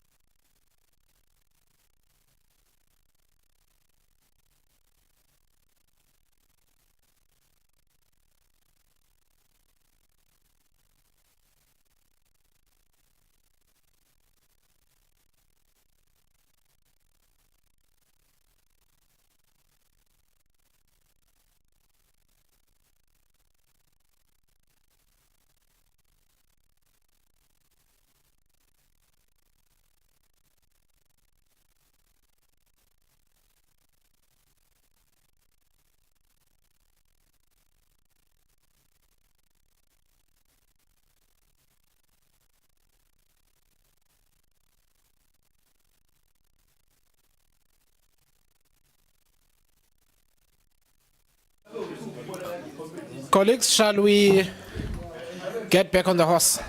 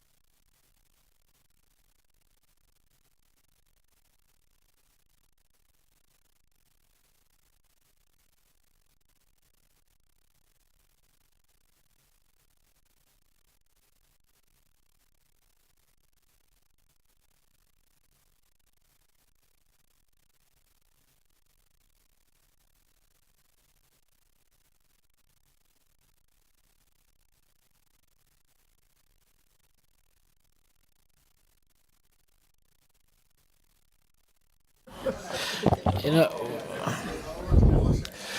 honorable colleagues, shall we resume? So we're going to go straight to questions. I'll ask my own at the end, so that I can give the members an opportunity to ask questions. So, Honorable Beasley, I'm going to start with you, and I'm going to run a stopwatch here and allocate each member 10 minutes for an exchange with the PIC. I will not intervene in that exchange so that we can use time efficiently. So if we can get going, Honorable Beasley, thank you. Over to you. Thank you, Chair. I thought you were going to start that side today, but it's fine. Yeah, I just think important just to comment. I think, you know, financial returns and social returns aren't mutually exclusive. You know, I think they can work in combination together. It's just getting the balance right, that your social returns don't become before your financial returns and vice versa. I was called a neoliberalist yesterday, which I don't mind, but I'd like to believe I'm a compassionate neoliberalist. So that they do work hand in hand together, and I think one can do great good without doing bad in terms of actual financial returns. And I think also important to comment to note is that any investment comes with a risk. You just got to make sure you do better ones than worse ones. You know, I've certainly lost money in my personal capacity investing, and that's a reality. It does come with the risk. But I think that the concern is that, you know, entities like Daybreak and that they've got a lot of bad press. And just the question, is there any... I mean, we read about the directors, and obviously the press is one thing, but demanding they get paid their fees and they resign the next day. And obviously, as the PIC, you rely a lot on the board and the integrity of the board, but have you considered, because everything at the end of the day comes down to accountability and consequences, and have you considered any action against the board and other entities that are in rescue or liquidation in the past? Because I do think the directors need to be held to account, and I do think we do let the directors off. They do getting paid, they're getting a fee. So have there been any consequences to the directors, and any fraud or things in any of the other entities that you're looking up? Because I think if we can set a precedent of holding directors to account, I think we can achieve a lot more in accountability. But I do think, you know, some investments, there are going to be losses, and I think we just need to accept that. But as long as you make better investments, more better investments than worse investments. And I do think the social aspect of investing is very important. Thank you, Chair. Thank you very much. Honorable Neil May, it's your turn.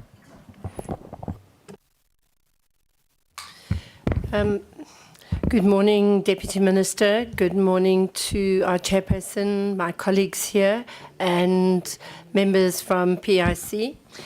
I'm going to piggyback on the Daybreak issue. But firstly, I'd like to mention, and there's a few comments that I wanted to make. And this is the CEO mentioned in his opening remarks that the PIC employs highly experienced asset managers with over 15 years of experience. However, cases like Daybreak Farms paint a very different picture of poor due diligence, questionable governance, and shocking ethical breaches. We have a situation where 1.5 billion in public funds were plowed into a company that ended up in business rescue with animal cruelty, unpaid salaries, and feed shortages, and alleged financial mismanagement to make matters worse. The former chairperson, the Ms. Sichar, walked away with 625,000 golden handshake, while chickens were being euthanized due to starvation. This raises the question, should she have received a golden handshake or should she have left in handcuffs? This is not an isolated case. There appears to be a trend of poorly governed unlisted investments with serious financial and ethical consequences. This undermines the very mandate of the PIC to prudently manage pensioners' funds and contribute to responsible economic development. The questions that I have is what due diligence was conducted before the PIC invested 1.5 billion into Daybreak Farms, and how did that process fail to detect the risk indicators such as financial instability, poor operational management, and governance failures? The next question is ongoing oversight. Once invested, what risk management and oversight mechanisms were in place to monitor Daybreak's performance and ensure ethical and financial accountability?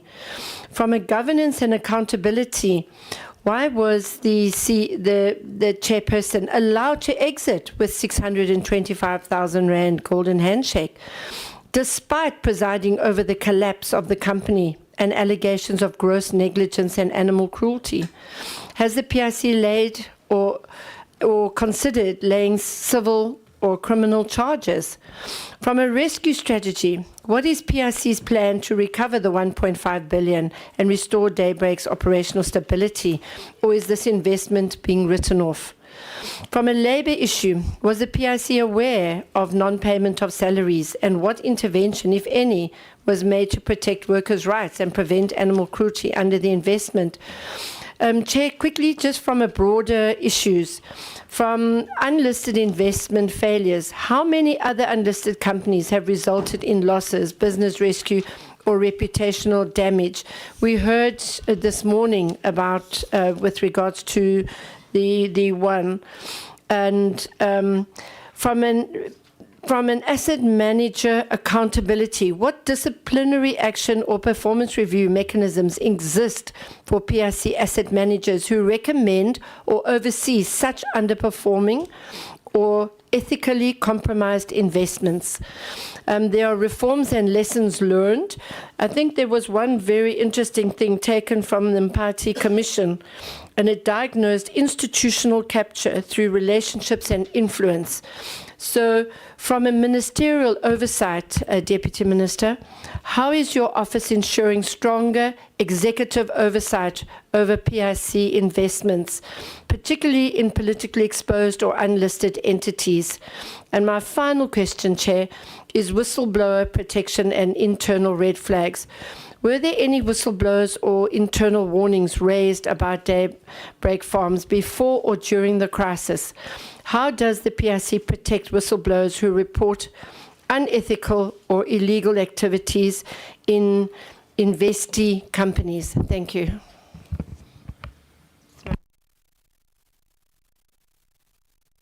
10 minutes is for the whole exchange. Thank you, Honorable Nilmay. Thanks. No, please go ahead.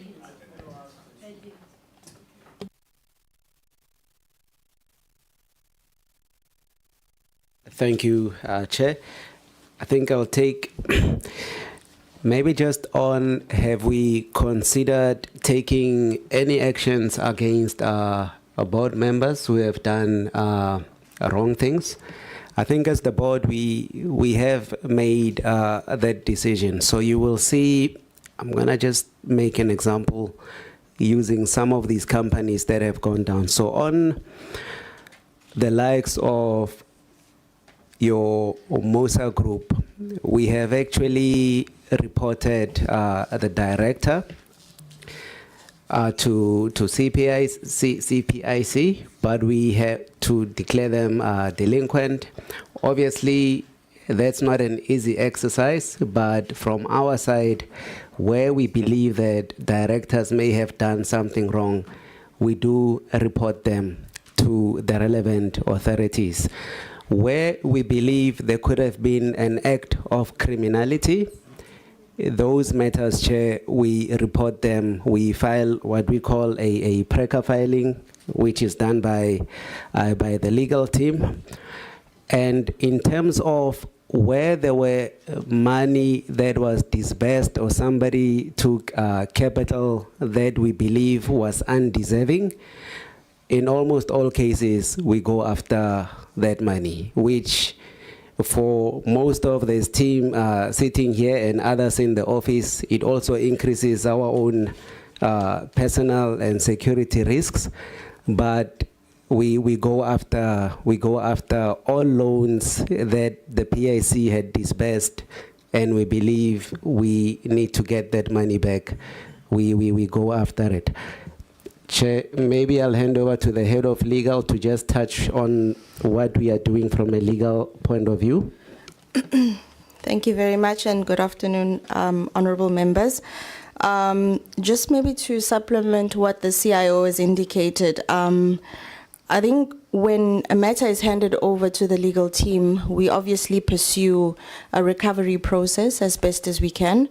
And the other things that we look at is potential conduct of the directors. So once we have ascertained that there is any form of liability, we do initiate delinquency proceedings, and we've done that across the board on multiple transactions.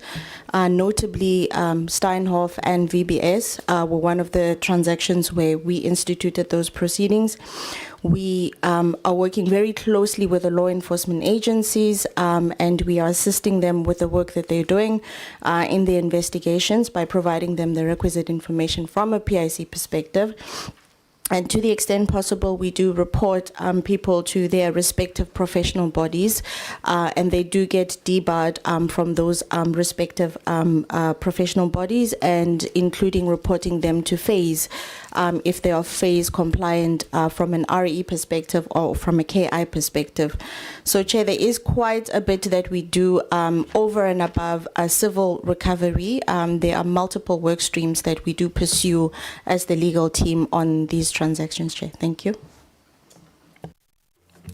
Maybe, Chair, I can maybe come in on what are we also doing in terms of the wrongs that have been done.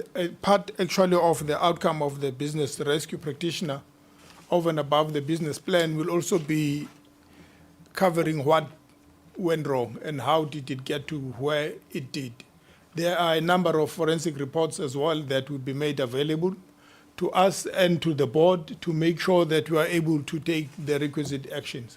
So it definitely, Companies Act also dictates to us that when people don't act or exercise their fiduciary duties, there is supposed to be consequences. So all those will definitely be followed through, and we will make sure that we leave no stone unturned. Thank you, Chair. Thank you. I think, Chair, on the question of what DD processes have we conducted, so I think, Chair, maybe just as a reminder to the committee, I think we had this slide where we showed that since 2020, we have very little, or maybe 400 million of impairments, which is 0.6% or just under 1% of our total book. And none of them only enable capital emanated in the last 5 years in terms of impairments. And I think what has led to this change, I think the key change is that we have strengthened our governance processes and also our deal. So our whole investment process has been strengthened. So if you look at the parties that are involved when a transaction comes to PIC, so someone or a party will bring an idea to the PIC. It can be anyone from the deal team who brings it in, but the first gate is what we call a deal screening team. That deal screening process It's now made up of you have the ESG team, the members of the risk team, and members of the deal team looking at that particular investment at the gate. And the question at the gate would be, is this investment suitable? Does it fit our mandate? Is it within our risk parameters? And on a high level, do we think it can generate the returns that are above what our clients want? That deal screening is headed by the head of unlisted investments. It happens every Wednesday. In the past, that screening would have been potentially done by maybe an individual. So we have increased the number of people who check at the gate to make sure that the investment makes sense. If the deal screening team says we think a particular investment can make sense, they will then come to a committee to request approval to conduct a due diligence. And the reason they do that is because a due diligence costs money. And the committee will bring a paper, which is a high-level paper of the investment opportunity. And if we believe it may make sense, because at that stage you're not sure, but you are using just judgment and basically what you have been told by the management team or the board of the opportunity, then we would agree for a due diligence. That due diligence typically takes 3 to 6 months. And part of the due diligence has to do with restructuring, negotiating the terms. They will do a financial DD, they will do a tax DD if it's necessary, they will do legal due diligence, but we potentially, and this is done by, we will hire independent firms. So for a financial DD, we would have maybe a financial firm to do the financial DD. The legal DD, it will be done by a legal firm. And if we need to have a technical DD, we will also do that. So those due diligence reports, after that 3 to 6 months period, it's what the teams will then bring back to the committees, and they would look at the opportunity to say whether it makes sense. I think what has helped us is that by making sure that we have a combined team effort. So we now have essentially risk is a key part of our DD, and where we are issuing loans or approving loans, the first gate is deal screening. The next key gate is what we call the credit committee, which in the past was not there for loans.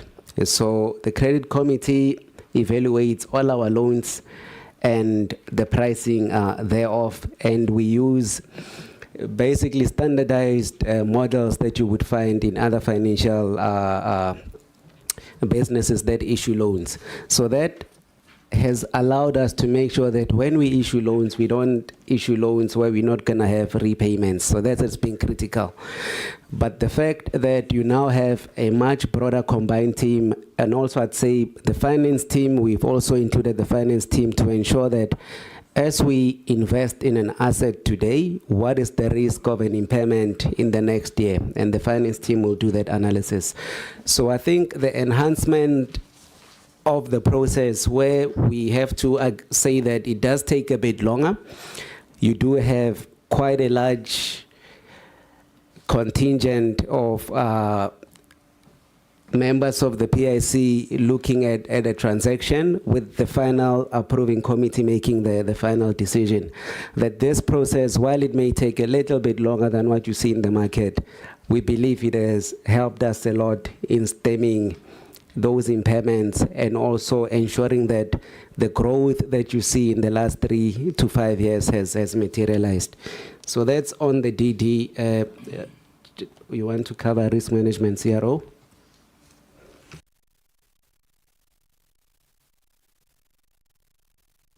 Thanks, CIO. Chair, over the past 4 to 5 years, particularly post the Party Commission, significant improvements and enhancements have been made to the various risk management measures that we have at the PIC. including the establishment of my role as a chief risk officer. We've listed here some of the enhancements we've made. I think the first one we were talking about was spoken about earlier around concentration risk to single issuers. Many of the tall trees that we've had in the past, the implementation of that single issue and counterparty guideline would not allow those to happen, where we would be too dominant and too large in a transaction. We now don't do those deals. We've also looked at a board-approved risk appetite framework, which we do continuously review, which shows and demarcates where our cutoffs are for what deals we would do and where we would play and where we would not, and what our likely exposures would be. The collateral management framework is a key part of our lending. We don't generally do unsecured lending. We rely on collateral, and we ensure that the collateral that we've got is of a high loan to value, that the collateral exists and it's not just there on paper. We've included and rolled out a Moody's tool called RiskCalc, which analyzes on a global best practice each individual credit rating and where our cutoffs are and what we use to score individual counterparties. That then informs the pricing that we would apply to debt. So our debt pricing is risk-based pricing on a commercial basis. We would then look at if there were any social overrides to impact that pricing. But our starting off point is all pricing is risk-based. The CIO was talking about the credit committee, which we implemented about 2.5 to 3 years ago, which is independent from the investment process. I, as Chief Risk Officer, chair that credit committee, and we would look at all processes and all deals would come through the credit committee before they would go further. And the pricing, again, is the domain of the credit committee. Thanks, CIO. Yeah, maybe chair of the board on the governance issues on disciplinaries, whistleblowing, maybe if you can cover that. Conducting the choir.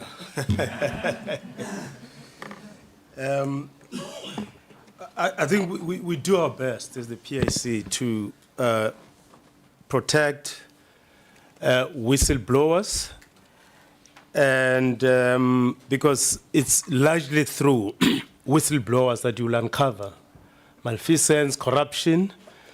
We ourselves do have our whistleblowing platform, which has been very useful in detecting wrongdoing within the PIC.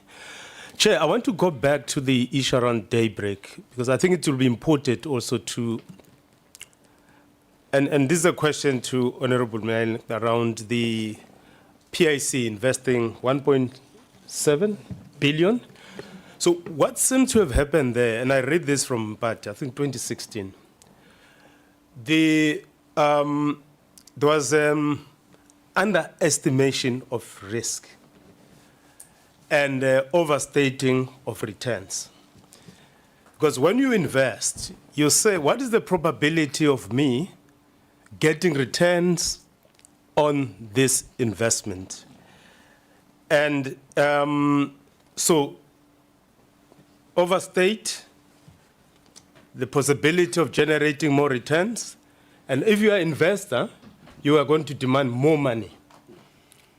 So this was the main, if you like, the original scene of this problem. Because these guys, they have to reduce returns, reduce risk and enhance returns. So in this particular case, the PIC overpaid.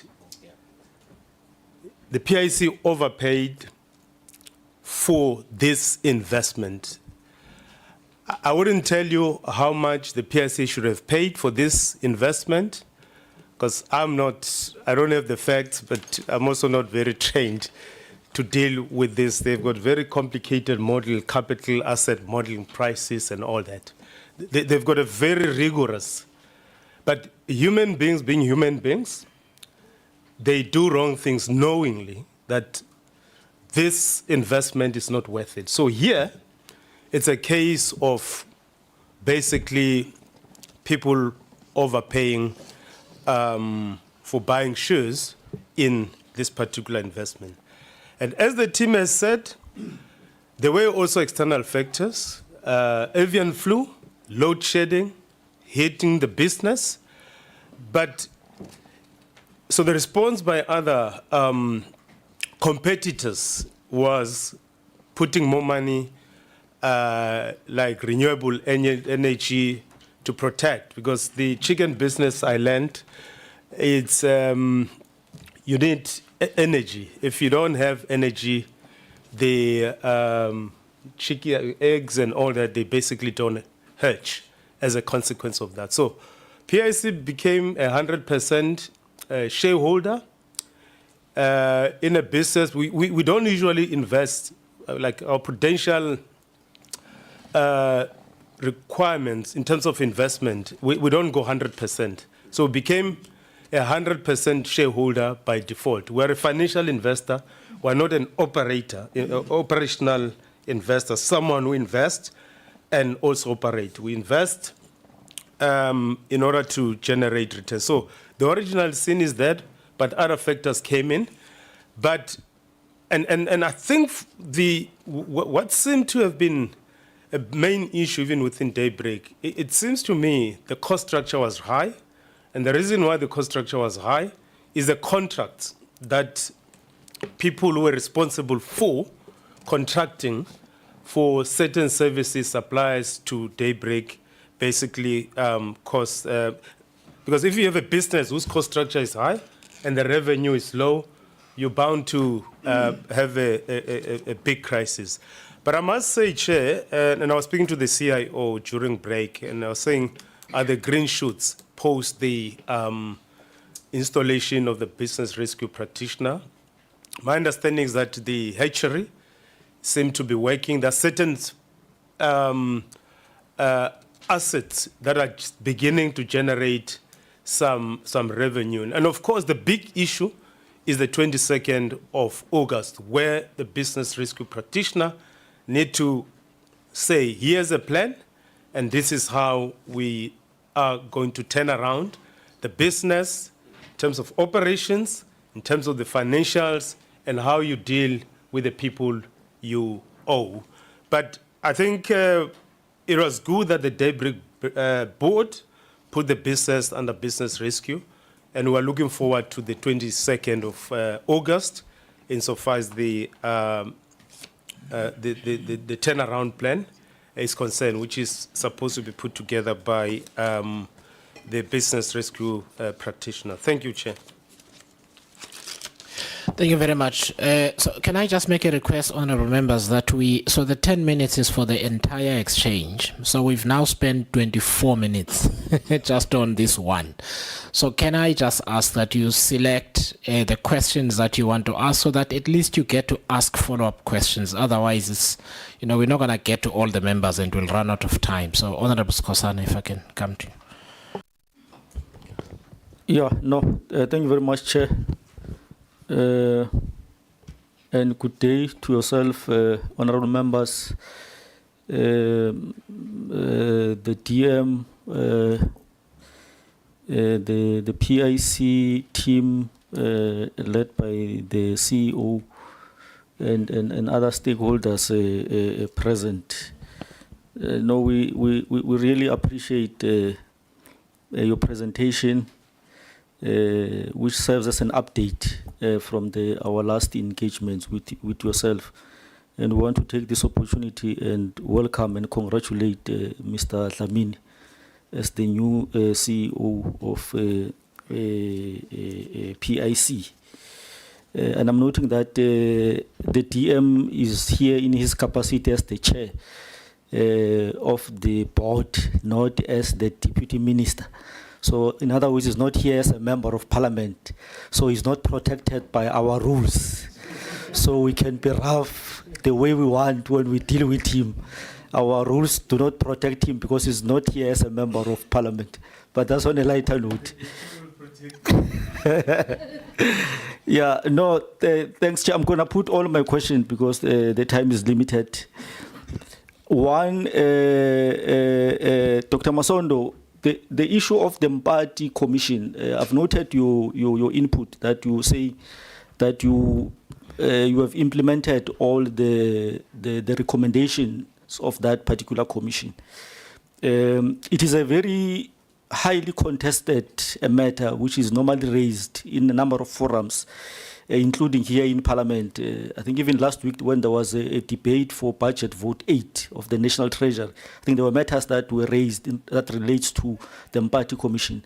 So I want to make a request that if you can send us a list of the Mpati Commission recommendations and the actions that you have taken in response to those recommendations. I think that will greatly assist us so that we can be satisfied that indeed all the recommendations that were raised by the Mpati Commission have been attended to.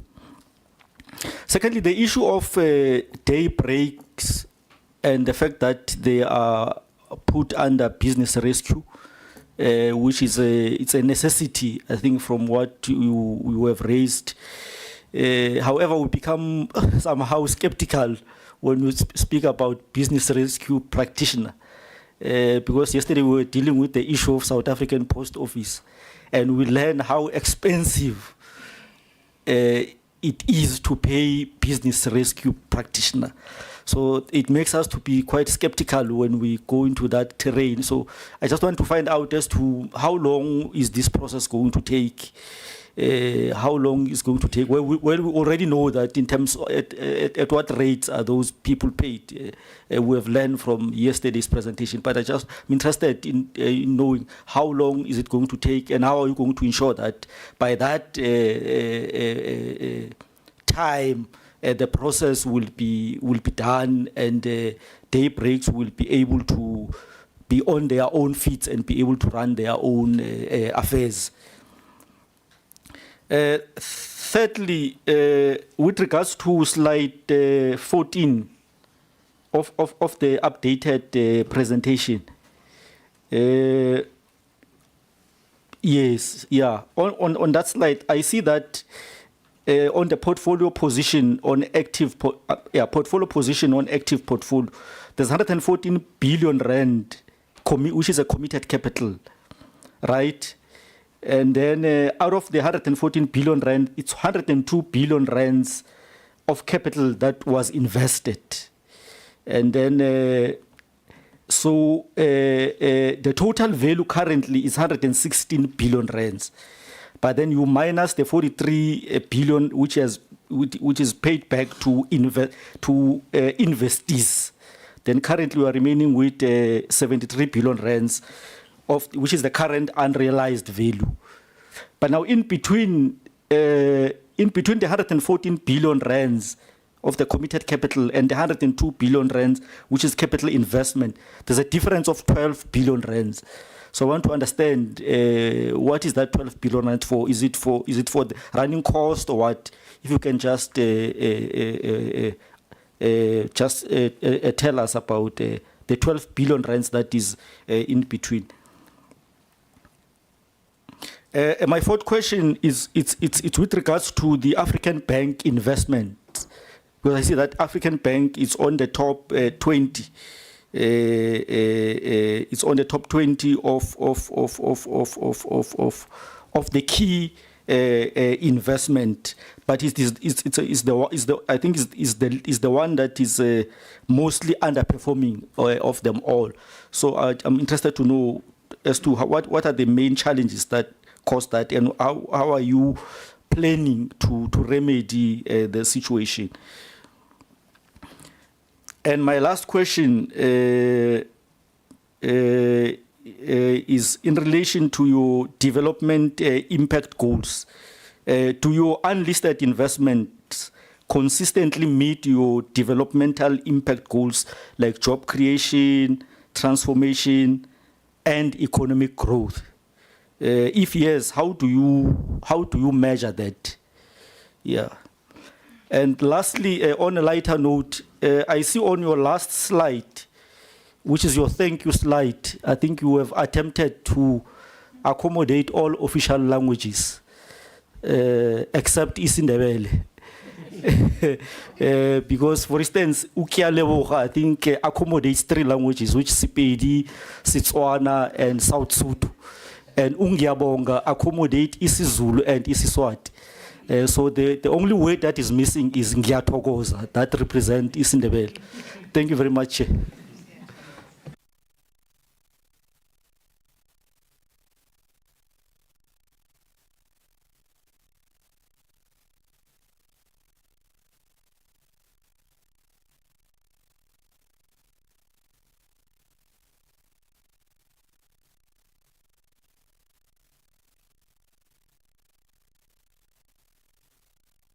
Sorry, I don't interrupt when, so it's supposed to be an exchange. Oh, yeah, so okay. please go ahead. Yes. Okay, I think, thank you, Honorable Skosana. We appreciate the comments. I think maybe just going straight to how long will the BR take? That's also our key concern. So we want the BR practitioner to conclude their process as soon as possible, and from that plan, hopefully find a solution for Daybreak. What we will not accept is a long, drawn-out BR process, because it does cost money. I think it's a mechanism that works if you only allow it for a certain time period. But if you put a business in a business rescue for a prolonged period, it costs a lot of money. Currently with Daybreak, the BR funding cannot be sustained by the current operations of Daybreak. So we do think it's also in the BR best interest to make sure that this process is concluded as soon as possible.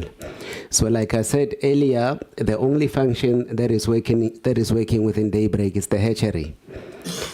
The other parts are currently put on hold, but we will need a plan, hopefully that we will see, that will make sure that the other parts of Daybreak, being the breeder farms, the feed mill, and the abattoirs work. And importantly, we need to make sure that those abattoirs will work at some point. Currently, that part of the business is put on hold until we have satisfied, or the BR has satisfied, the NSPCA requirement. No. Yeah. Okay. And what is the difference between the committed and the invested capital? So I think, Chair, when we were discussing this presentation, we were actually thinking maybe we should not put this committed capital. So the committed is what our clients, it's what we have committed to the investee company. So I'm going to make an example. So company X will come to us, they will ask for 500 million. We will say we commit 500 million over a period of time, but they need to perform. If we find that you're not meeting your performance objectives, or there are issues within the business that we find, or we decide not to, if the investment was tranched based on certain conditions, we also have a right not to follow on. So there's a few factors where you will see that our committed does not always equate to the final invested capital. The other key issue, Chair, I had said we allocate quite a substantial amount of money to third-party asset managers. So the third-party asset managers model, they would come to us, request capital. We would commit, let's say, R1 billion to that fund manager. That fund manager can call that capital over a 5-year period. So hence your invested capital and commitment will not always be the same. But so there's a variety of reasons why that happens. So it's not that 12 billion, it's for any other thing. It's just that there could be a delay in the capital being drawn, or there could have been non-performance in the entities where we decide we don't want to follow on. If you think of the likes of Enable Capital, in that number, we committed 200 million to the business, but we've only disbursed 100. When they came up for the other 100, we picked up issues and we decided not to invest. So that's also part of the gap. Yeah. Okay. Yeah, just on unlisted investments, transformation, how do we measure it? So we have actually a social impact slide deck where it's done by our ESG team, the environment, social, and governance team. So that team basically checks all our environmental impact. So we believe that we need to somehow assist in cleaning our pollution, or making sure that at least a significant part of our portfolio has an energy mix that is diversified, which includes renewable energy. So that team will make sure that our investee companies, if you think of the likes of Daybreak, are at least protected from load shedding. Do they have renewable and do they have solar? What actions are they doing? And they will send a template to the investee companies for them to report.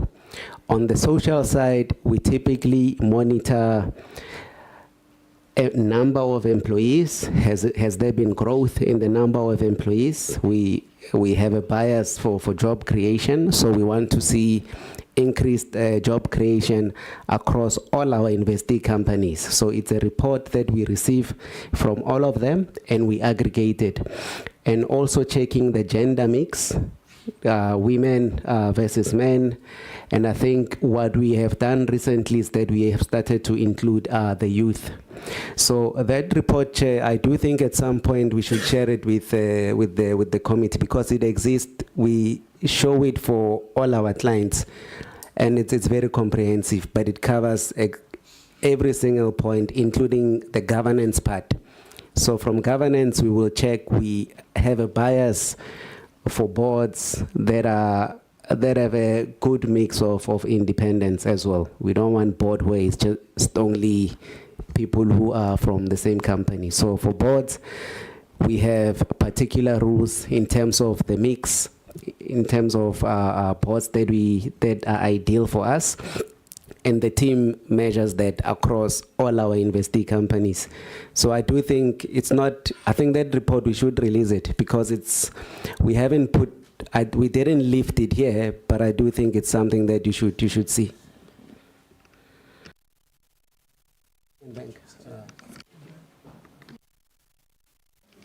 Bothwell, you want to cover African Bank?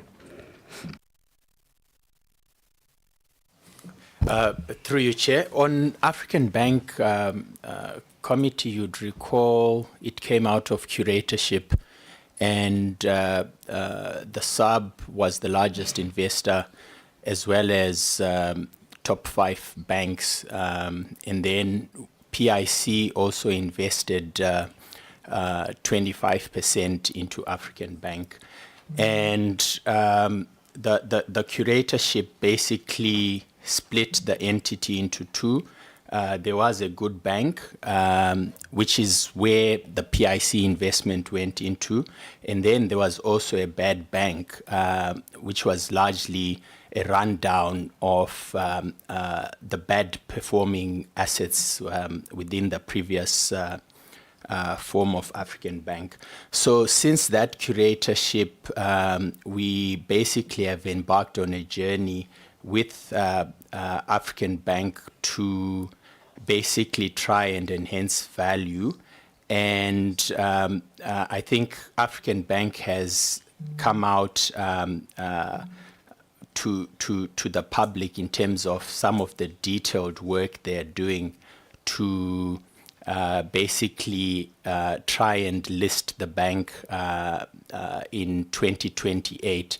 So prior to that 28 timeline that the bank is targeting for a listing on the JSE, there's quite a lot of pre-IPO steps that the bank is actually leading.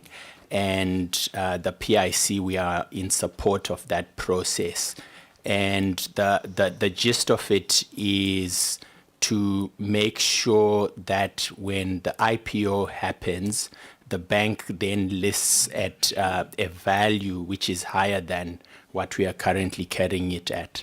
So there's a lot of detailed work which is currently happening in the background to basically try and claw back that value which we are seeing.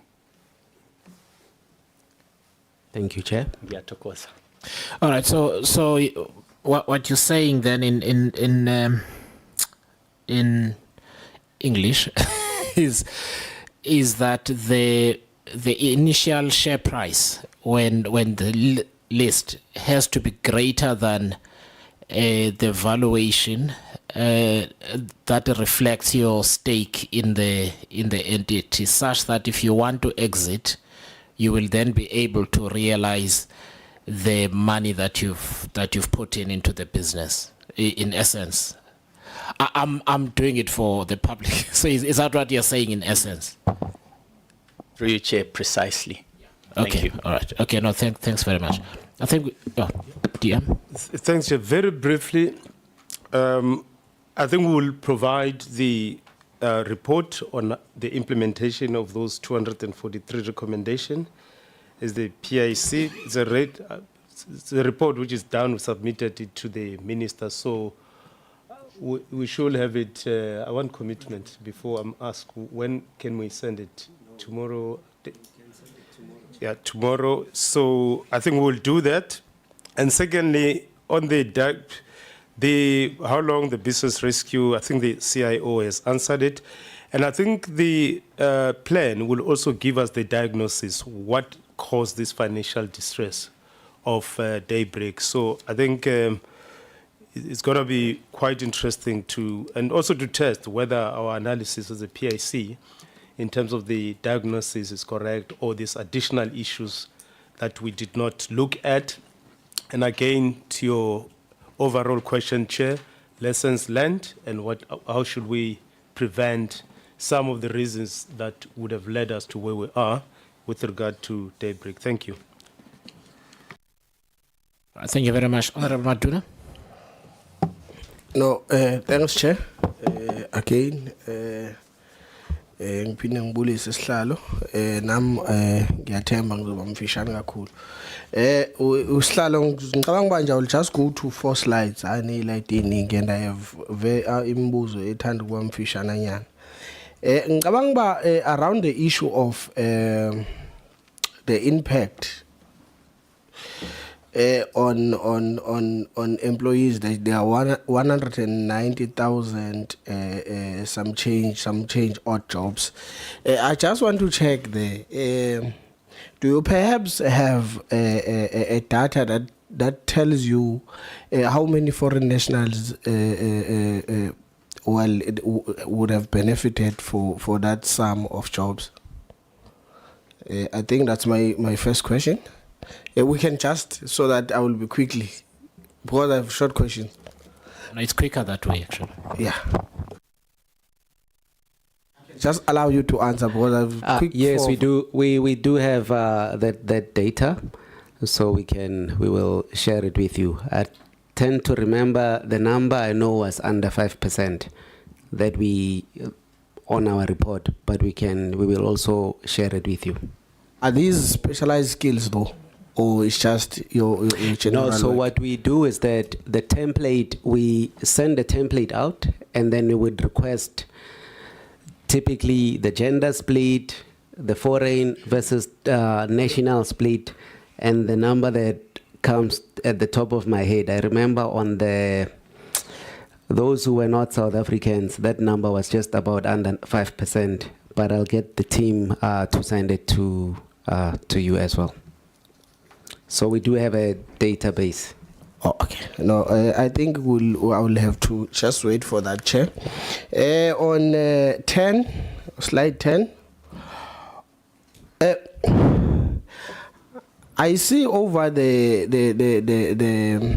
past 10 years, your unlisted portfolio has grown from 45 billion to 73 billion, and then I think you attributing this to new investments and as well as the enhanced management, which I think is part of your evaluations and so on. But I want to check in terms of the split. How is the split in between the two? The increase it's attributed. What is the split? New investment versus the enhanced management of the existing portfolios. Contribution to that, I think it's about 30 something billion.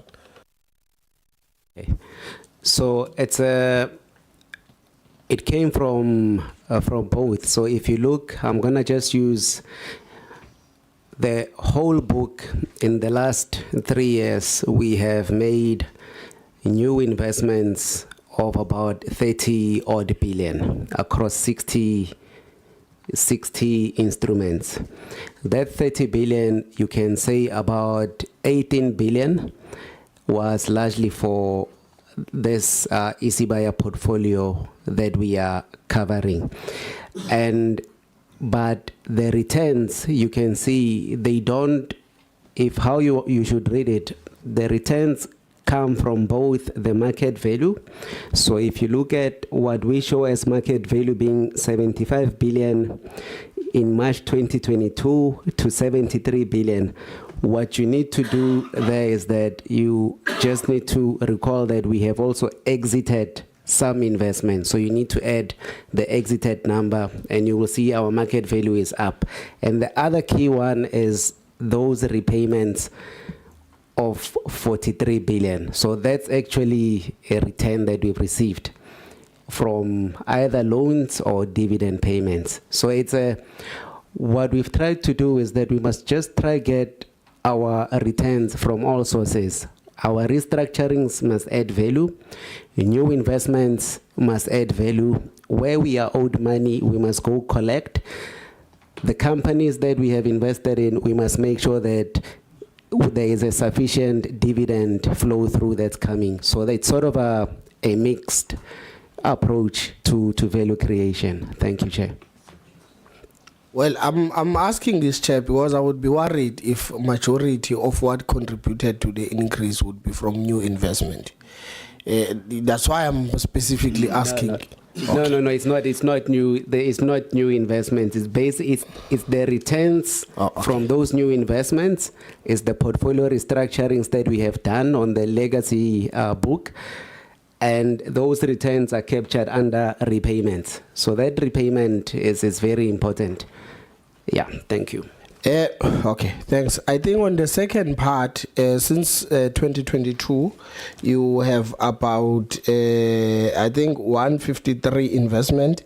I want to check here. I believe it's a data that you would have. How many of those active investments, how many of those would you say, even though I believe you might not have the exact number, is towards the previously disadvantaged and obviously the youth?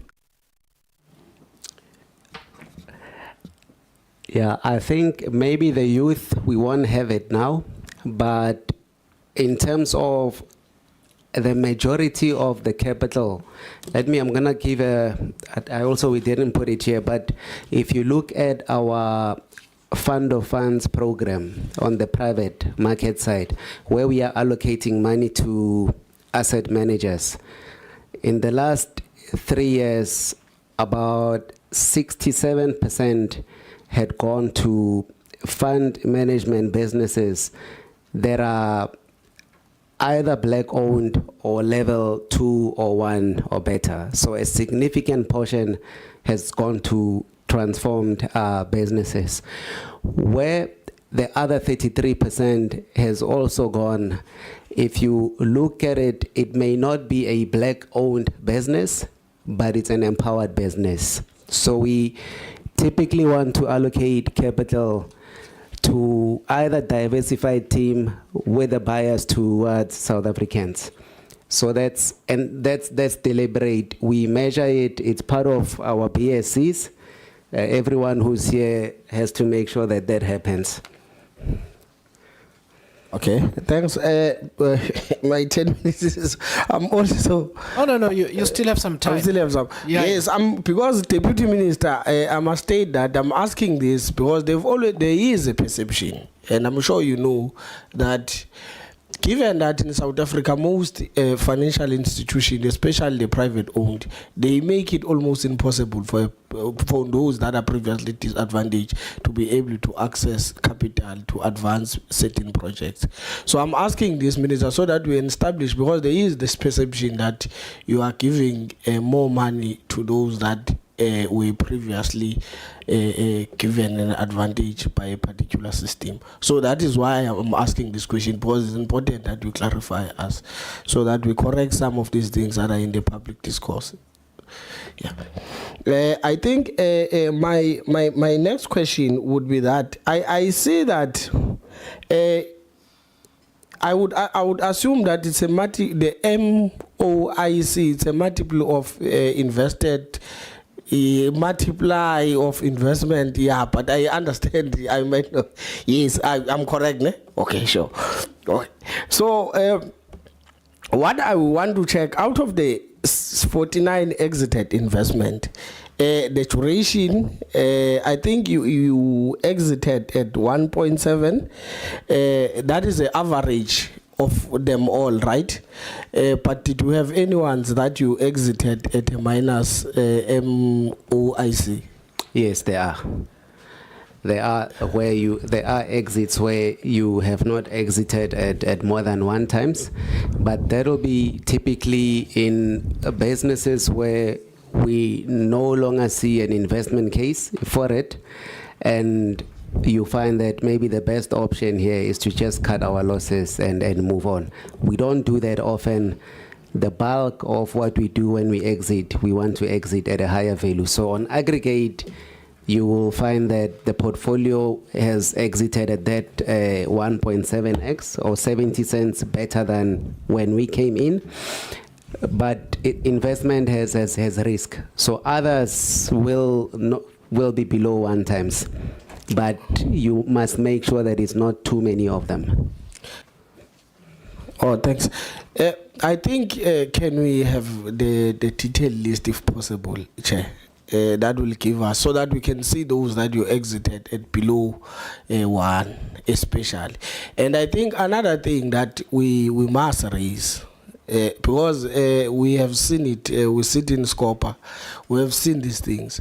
I think one other thing that I wanted to check, do you do any investigation, especially in those ones that you say that you have lost the value of the investment that you have made, particularly because there's this phenomenon of, I'm not sure whether I'm going to call it collusion or what. I'm not saying your staff is like that, but I'm saying there's this thing where you would invest in a company, they would invest in a company that they know very well that it's just a shell company that is not going to make any proof. So when you withdraw, do you have any steps that you take to ascertain that how did we even end up going to this deal that ended up so bad? Do you have any processes around that? Yes, so for every deal that has gone wrong, we try to have a lessons learned. paper on it. And this will be the history of how the deal was consummated. And jointly between the risk team and the investment management team, they will do that analysis. But a key part of it is that let's extract lessons learned from it so that going forward, we don't repeat those issues. And typically, the outcome, if we see something that is untoward, either I can issue that we do a review or an investigation between myself and the legal team, or the board can issue one, or any of the committees can request for those investigations to be done. So we normally just saw an asset, you would look at it and see, what is your best way to create returns out of it? The commercial reasoning for that asset, we will make the assessment.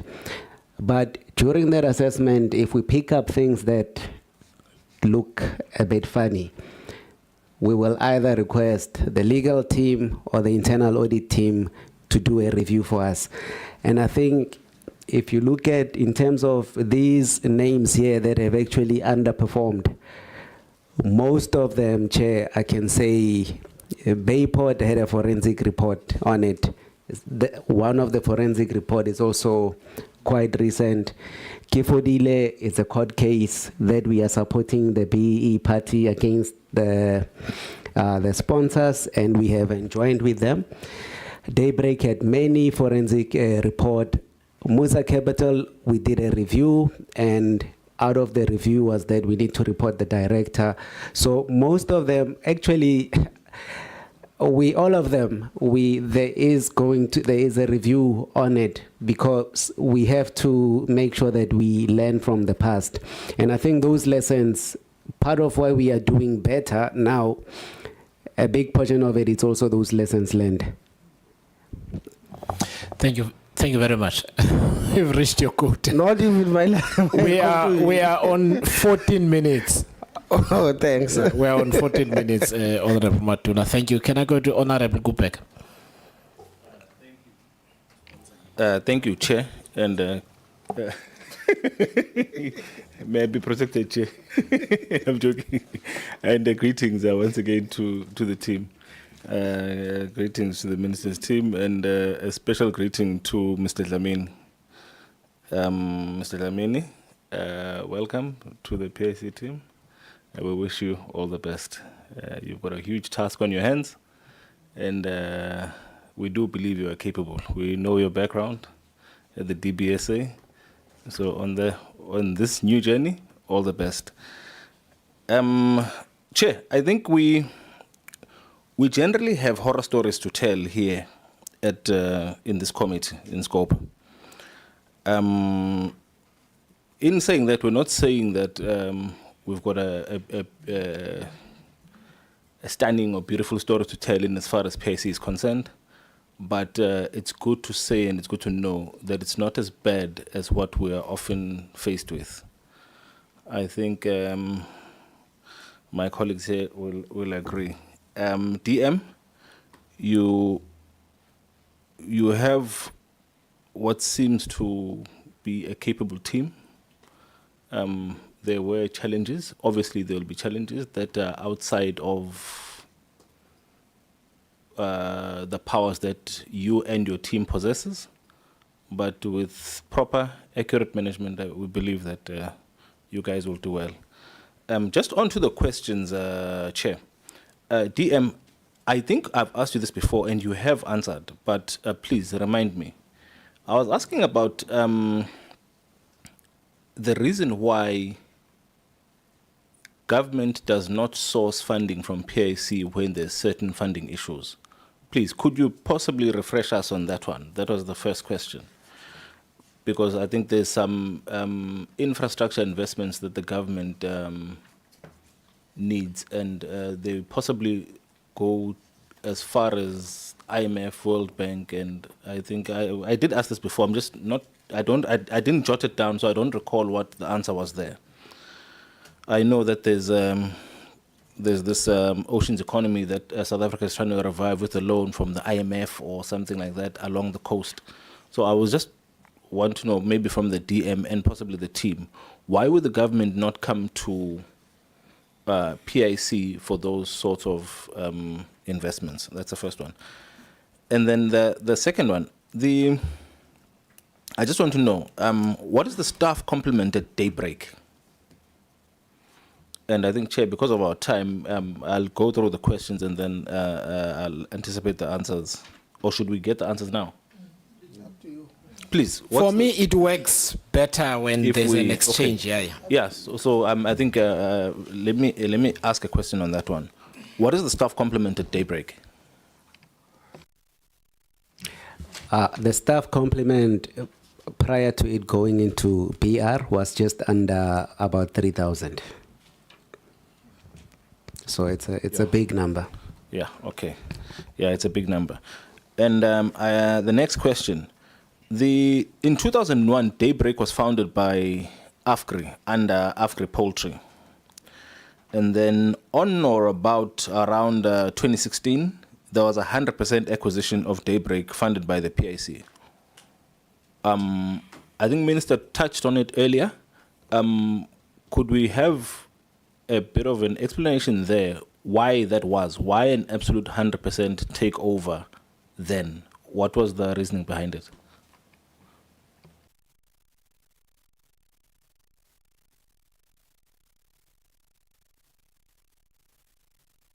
Yeah. Okay, it's the acquisition of AFGRI Poultry, which is now Daybreak Foods. Okay, yes, around 2017, and largely their acquisition was to fund a BEE sponsor. So that's what happened. And I think a few years later, there were issues, and the reason you have UIF Compensation Fund and GPF owning 100% of Daybreak under obvious control by us was that we had perfected security. Perfecting security is when there is a default, and if we see that that default has occurred and there is no chance of us recovering it, we go and we take the shares. So it was not an investment decision to buy 100%, but we were funding a black sponsor to acquire that business. When you talk about perfected things, we think of buffaloes and the like. But that's not what we're discussing today. Hey, don't go there, Chair. Okay, I think, Chair, like I said, I'll be very short. I'd just like an explanation, lastly, Chair, on an explanation on since in 2016, 2017, like you said, AFGRI was basically bought out. But in 2024, a completion of the rebranding from AFGRI Poultry to Daybreak Foods was completed. Why the wait? What was happening there? Could just please fill us in. I think it's something that was just changed, not by this current board, by the board that precedes this current one. So, if you recall, the deputy minister has said that we now have a very capable board in Daybreak. I think we did even publish it in the media. But the board, just before, one of their key issues was that they needed to divorce or rebrand away from AFGRI Poultry and into an entity that can stand on its own. So it was simply just a rebranding exercise to be away from, to not be confused with AFGRI.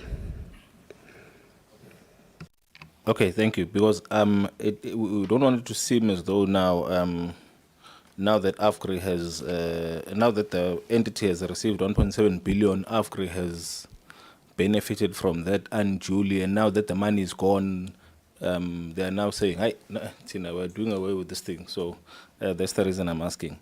I think there's on the portfolio of unlisted investments. Earlier on, you spoke about a credit loss ratio on these unlisted investments. I think the number that I had last time when your team was here was a credit loss ratio of 30%. Could you please speak to that? I'm not sure how far accurate that is. Just please indulge us.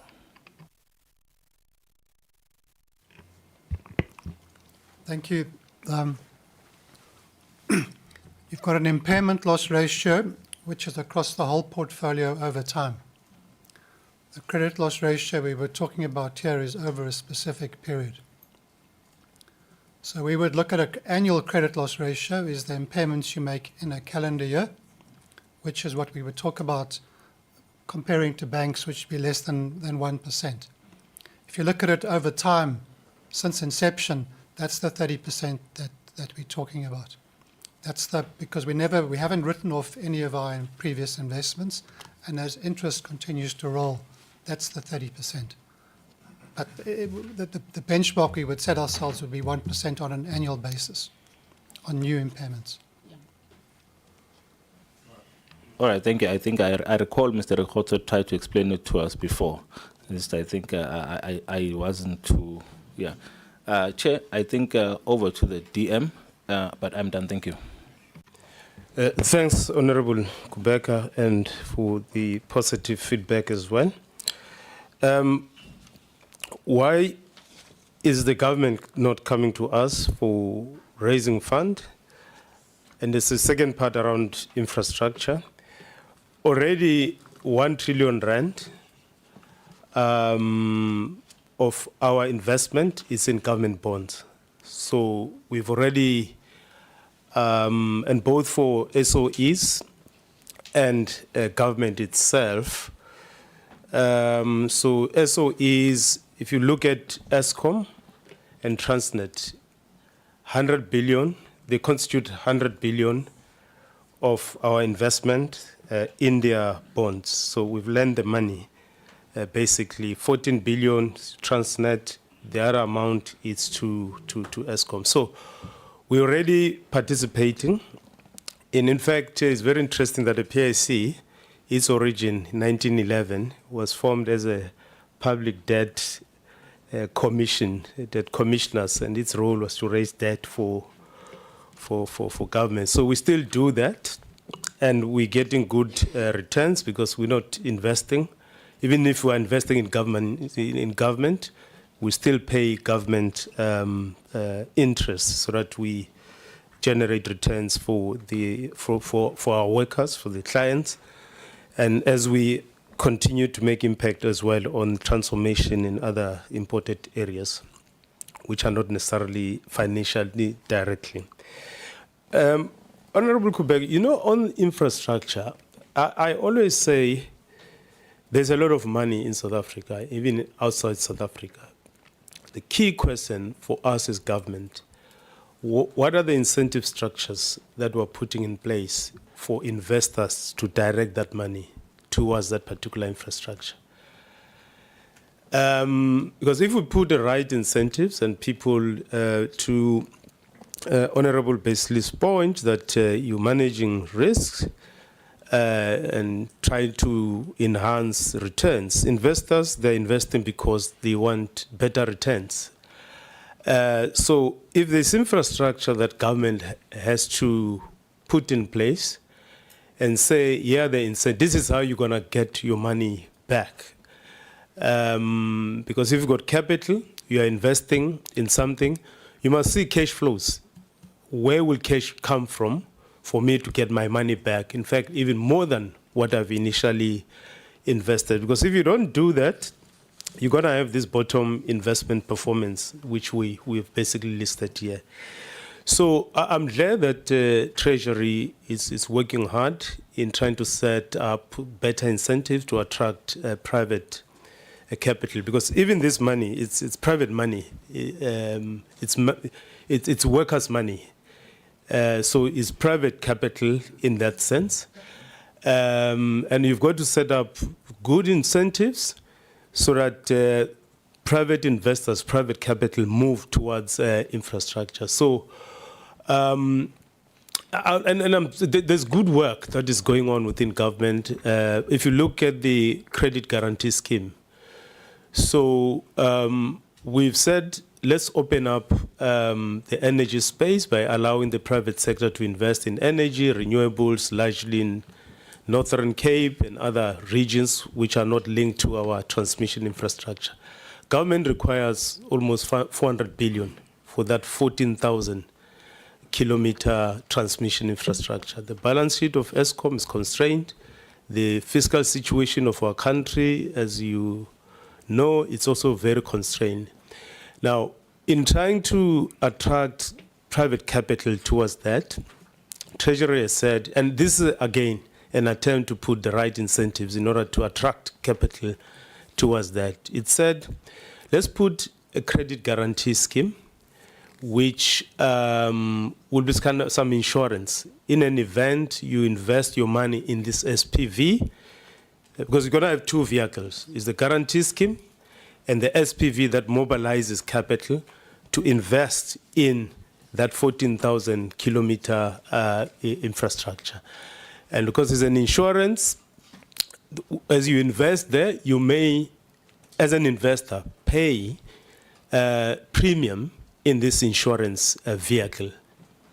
But we said in order to start this credit guarantee scheme, let's start it as a pilot to attract capital for the insurance itself. And government is committed to put some capital in that direction. And the team will be going to different investors, and I assume that they will also come to us as the PIC to invest in that. And the team, they don't look at whether it's government or not. They say, are we going to get returns here? That's their starting point. If there's some schemes that do not make sense, they run away. So I think the task for us as the sovereign, as government, is what are the incentive structures that we're putting in place. If we're going to pull toll roads and people say, no, we're not going to pay. As an investor, you think twice. If you're not going to pay, where will the cash flow come from to pay back the money that I've, and the promise expected returns that you said you will pay. So I think it's up to government, in my view, Honorable Kubeka, to really set up the proper incentive structures. Capital will flow. The key issue is incentive structures that will attract capital in that regard. And our CEO, he's been dealing with this, as you know, in DBSA. So, and we're intending, through you, Chair, and I don't want to take a lot of time because there's still honourable members who want to ask questions.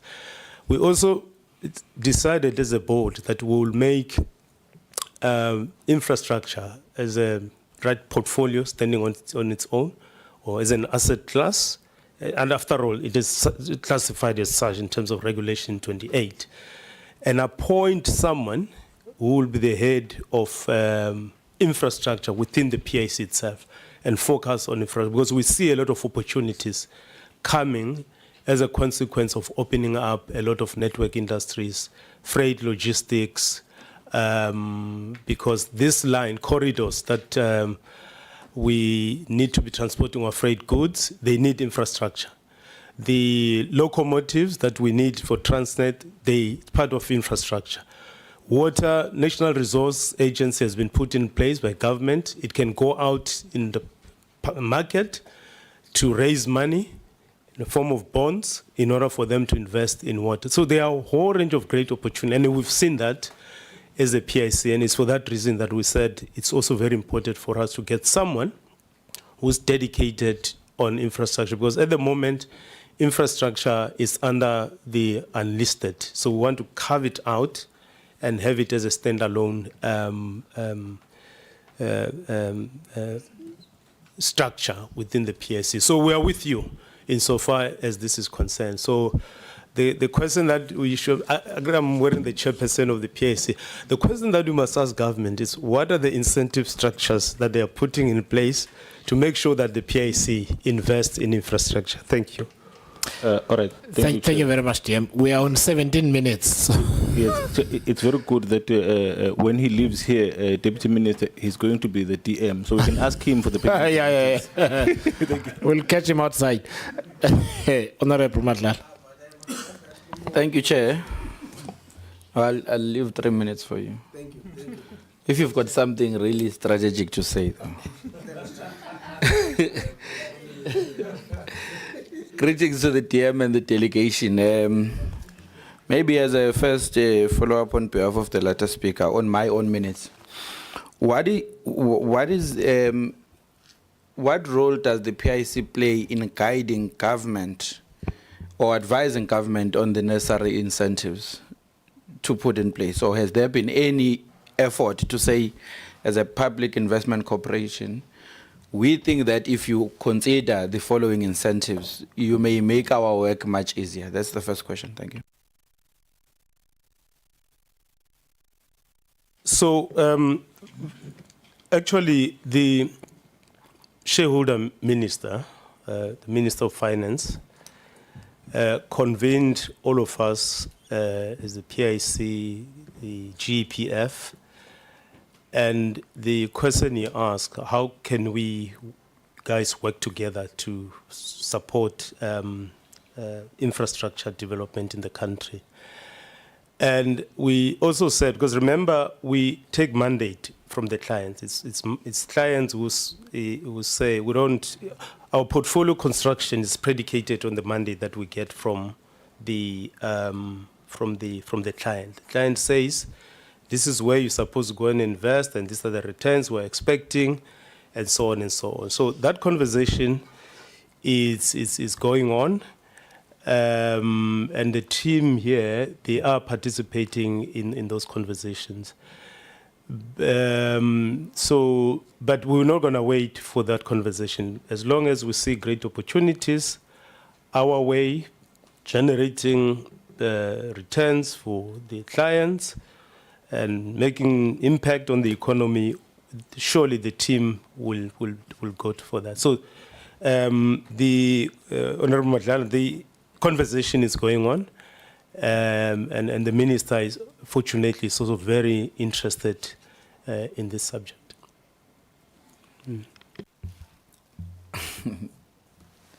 Yeah, DM, you respond like a politician. So there are no proposals that the PIC has made. It's an ongoing conversation. You see, there's a difference between the two. An ongoing conversation it does not say that these are the things that we have said. And for example, because that is the approach we always have advised we want to take as a committee to support the overall developmental agenda of government. So if we're to lobby or to engage the treasurer or the minister in that regard, we must be able to say, why have you not considered A, B, C, D, which is a view that we have been sold that could actually enable an environment to be, to be conducive for further investment by the private sector and also the PIC coming on board in that regard. Yeah. So if it's an ongoing conversation, it's a broad answer that does not enable me to be able to ask that question to Treasury or to anybody else if they were to come here. Yeah, maybe let me... Yeah, go ahead. Okay, I just wanted to assist. So the conversation has moved to potential instruments that can be investable. So the National Treasury, I think it was about in December last year, I'm not sure of the exact date, there was a call where they invited all the banks. I think it was largely local, but there could have been some global banks as well. And they shared with us a pipeline opportunity of infrastructure assets that they see in the economy. That pipeline, it was long, but the National Treasury had actually reduced it to what they believe is potentially investable.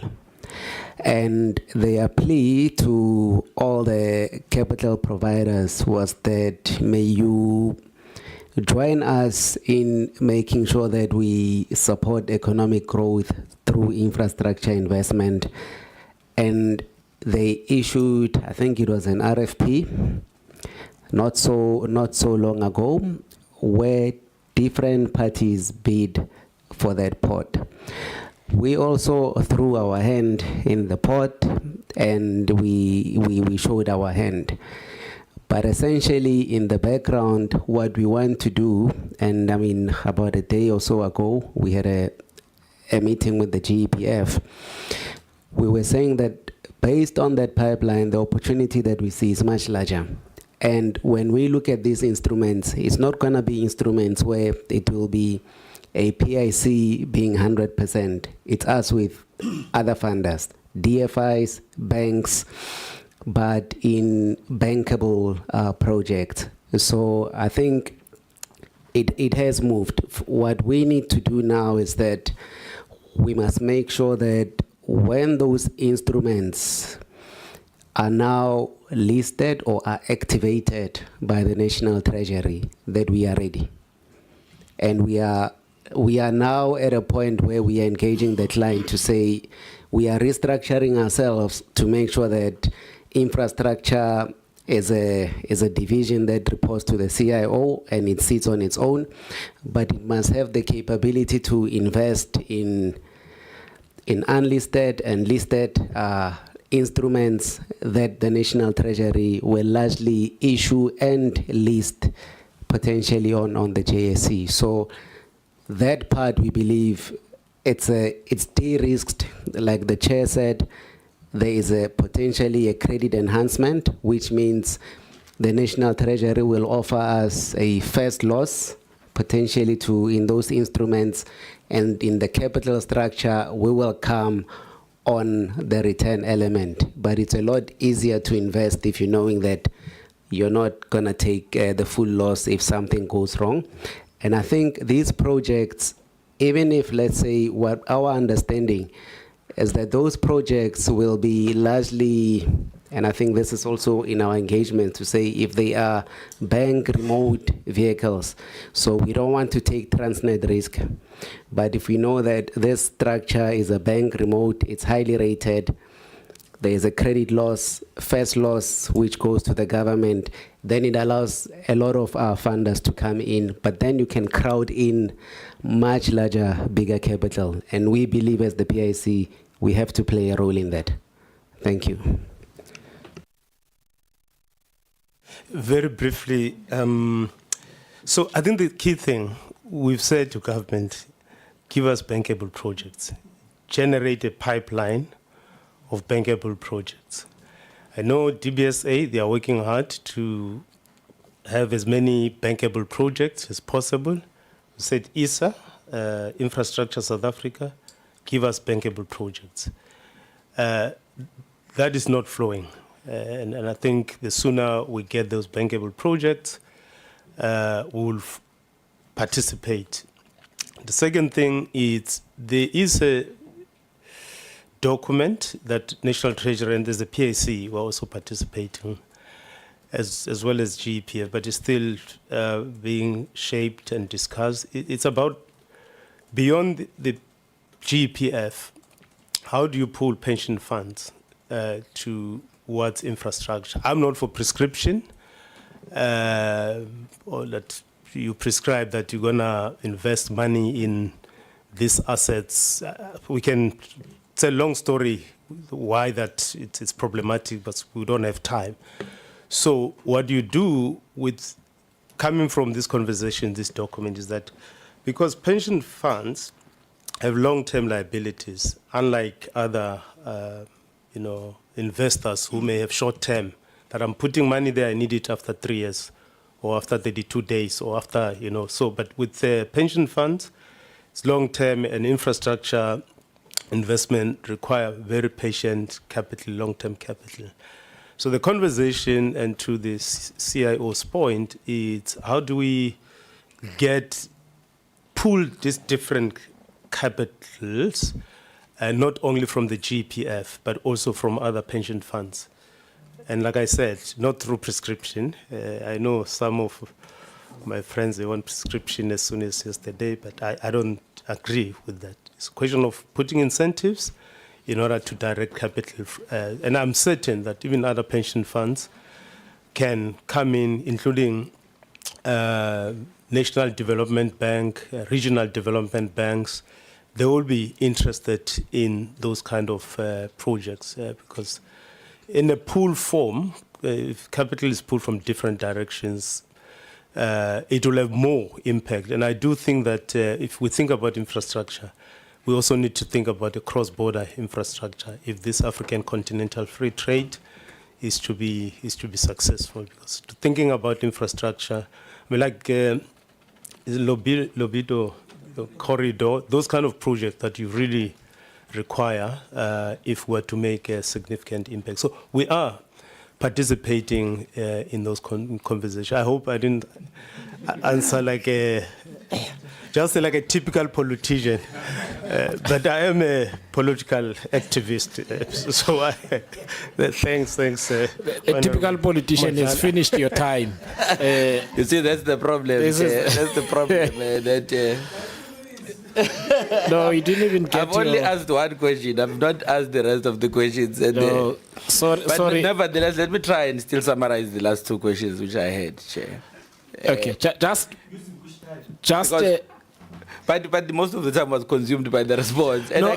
I don't know if I can raise an order and say, "No, stop now." No, so you know. So, Honourable Dlala, we need to move on. I'm worried we've got 4 members. We've got 28 minutes left because it's the president this afternoon. So we're not starting at 3, we're starting at 2. So it's a long session. So please bear with me. And again, members, please, if we can, the exchange works better. I won't get a chance today, clearly, to ask anything. Honourable Matiwan. Thank you, Chairperson. Nami ke ngizama uqongqothela ithamba ngoba umongo ngathi sephelile kodwa. No, Chair, you know, I think when the presentation started, I think it was the CIO who said that in the PIC they've made one bad investment, and that was enable capital. And then I put emphasis on words and their meanings, or if they match the actions, because the PIC prides itself in sustainable investing, and then it uses this rationale when for investment decision making of checking the economic interest vis-a-vis the social interest. You know, when you are part of SCOPA, you become an informed skeptic. So I would add a third one where to say there's an economic vis-a-vis a social vis-a-vis a vested interest. So what is currently happening with the daybreak investment is that the PIC made a bad investment, as the chair of the board has alluded, and now they are engaged in an expensive exercise of trying to save face, which I do not see the justification for the 400 million injection that has been done this year, which takes the total investment to 2.1 billion rands. And that 2.1 billion rands is 2.8% of the total assets in the unlisted investment portfolio, which is, I think it's a significant amount. And as the chair has correctly, the chair of the board had correctly said, imali abasebenzi le. And abasebenzi should benefit because there is that social impact. You made mention of the deprivation of protein-based foods of the working class through the cost that have gone up of eggs, the cost that have gone up of chicken products. And then when the low to the medium income earners are the ones who are beneficiaries of the products of daybreak, which is the workers. So it's their investment, but they are losing out because they cannot afford to buy chicken. You know, it was a very sad, there's a video that was circulating on social media. I felt for the chickens. They were just lying there dead. And I was also looking at the number of wings that I could have eaten from those chickens. So there is that issue. However, what I want to check here, in terms of due diligence, because due diligence goes with risk assessment. You know, they say a failure, I will say the failure in intelligence is the failure of imagination. If you cannot imagine a scenario that might transpire in the future, then your risk analysis is baseless. So, looking at the money, what would you say is the justification for the 400 million rands that has been additionally added to Daybreak? And do you foresee a return, or do you foresee that Daybreak can be rescued? Because if you look at the timeline from 2021 to 2024, it's issues of governance. And to overstate the returns while there's poor governance and there's poor management, you're not just investing in the idea, you're also investing into the structures which is the governance and the management. So if there's poor governance and there's poor management, that is a bad decision, because all that money that you are going to pour in is going to flow out. It will become a bottomless pit where the PIC keeps throwing money and throwing money. So also on the liquidation, I have a question on the sequence of events where the board took a decision to go on business rescue. Then they were informed that a liquidation process had been initiated 4 months before they took the decision. And what are the costs, the legal costs of that? I think I will stop there. Thank you. Yeah, thank you, Honorable Matiwana. So the justification for Daybreak, it's a fewfold.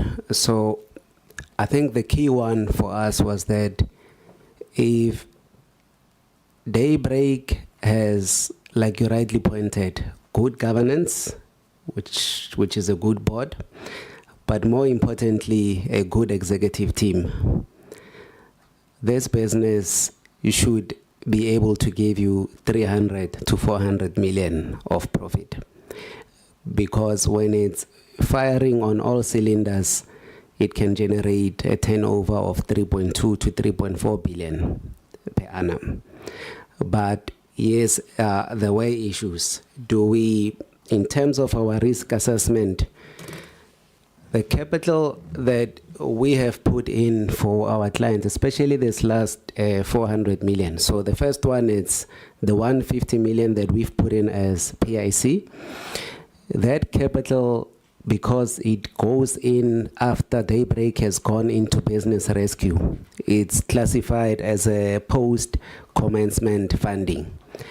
And by in law, any post-commencement funding has the first right of dips on the profits of the business. So it's a lot more secure.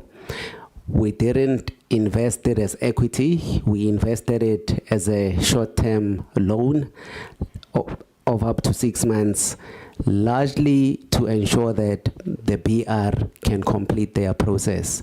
What we've also made sure that, because we want this money back at some point, to also ensure that we get that money back, we have requested that Land Bank, who is a key creditor in this business, to accept that we will share security on that capital in case of a liquidation.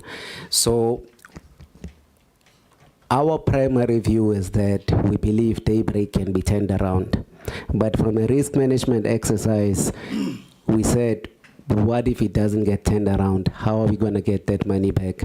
We looked at the fixed assets of Daybreak, which we estimate to be around 700 to 800 million. If those fixed assets were to be sold, our 150 will come back. Also, the 250 million that we had injected for GPF, we did engage with Land Bank, and they gave us consent to say that if anything happens, they will share security with us. So the 400 that we've put in, we are quite comfortable to say that in a liquidation scenario, we will get it back, assuming that the value of the fixed assets of Daybreak, it's about, say, 700 to 800 million. What is critical and what concerns us now is that given that the other functions in Daybreak are not, they are, I think they had an issue with Eskom where electricity was cut. You need to make sure that those assets are protected. So the PR is actually spending quite a lot of money on making sure the security is tight, because those fixed assets are worth a lot in a liquidation scenario. They are worth even more in a case where Daybreak is turned around. But it needs a good operator. It needs a good management team.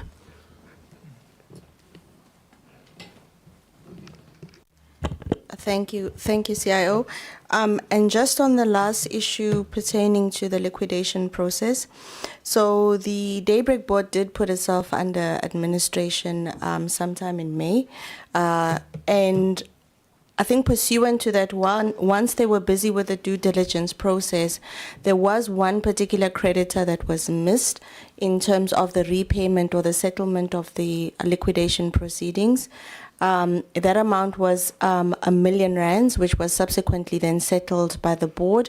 And the reason why it was missed is because when liquidation proceedings were initiated, a settlement agreement was entered into. It was being serviced, but it was subsequently defaulted by the Daybreak management in paying the settlement amounts, and that obviously then triggered the liquidation proceedings once more, which then had to be settled, and they were subsequently settled, which allowed the Daybreak board to then restart the PR process and issue the Section 129 notices anew. So the company is in business rescue formally. Thank you, Chair. All right, thank you very much. Honorable Atkinson, finally, it's your turn. Thanks very much, Chair. And thank you to everyone for the presentations as well. I'm just going to go back to the question I asked the investment officer, chief investment officer. So taking out contributions, what is the annual growth on the investment portfolio, taking out all the contributions that have come in? So I want to know that raw number over the last year, please. Not 447 million, I want to know a percentage. That's fine. I think I'll give it to that. It's 15.9% if you remove cash flows. But CRO, maybe just explain the detail. I'll take you through it. So at the end of March 2024, assets under management was 2.7 trillion. Right. At the end of March 2025, that had increased to 3.05 trillion. Right. That's a 13.3% increase. Okay. Now, part of that is inflows, which are contributions from deductions from employees, worker UIF and compensation. We received contributions of 92 billion during that process. Okay. We have net outflows, which are withdrawals to pay pensioners UIF and compensation claims. That was 163 billion. Okay. So the net outflows, are greater than the inflows. Right. That's the state of where the GPF as a fund is. It's in a net declining fund. Right. Your pensioners are getting paid more than the deductions from current workers, as the age of the population has changed.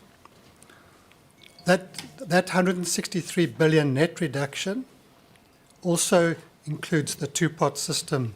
That's why it spiked in the last year.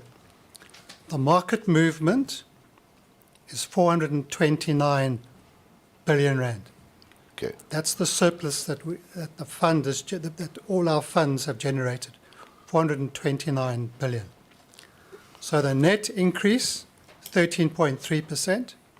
The surplus we've generated is 15.9%. Okay. That's the return that the PIC has generated for its funds during 2025 financial year. Since then, I'll give you up-to-date numbers. Those assets under management have increased by another 179 billion rand since the 31st of March to yesterday. Okay, Another 6% growth in just over a quarter. great. Okay. That's a really decent return, and we know the markets have been doing very well over the last couple of months, so obviously you've had the benefit of that. So am I right that the government employees got a 2.3% increase this year? Okay, do we know what the increase is for the It should be around 13. 13%? No, for the return. The pension fund holders, so the increase in their pension over the last year, the pension increase on the GEPF, I've been told it's 2.3%. Am I right? Yeah, no, I wouldn't know that one. I'll have to just check with GBF. All right. Yeah. Okay. No, because then it's very strange to me that we are getting such a good return, 13.7, and we're only increasing the pensions by 2.3%, because the deputy minister made an important point, because if it wasn't for the government employees, you guys wouldn't be sitting here. In essence, what this is all about, it is actually a private pension fund. And as much as we like to talk about transformation, the greatest transformation could be that you actually don't impoverish your members.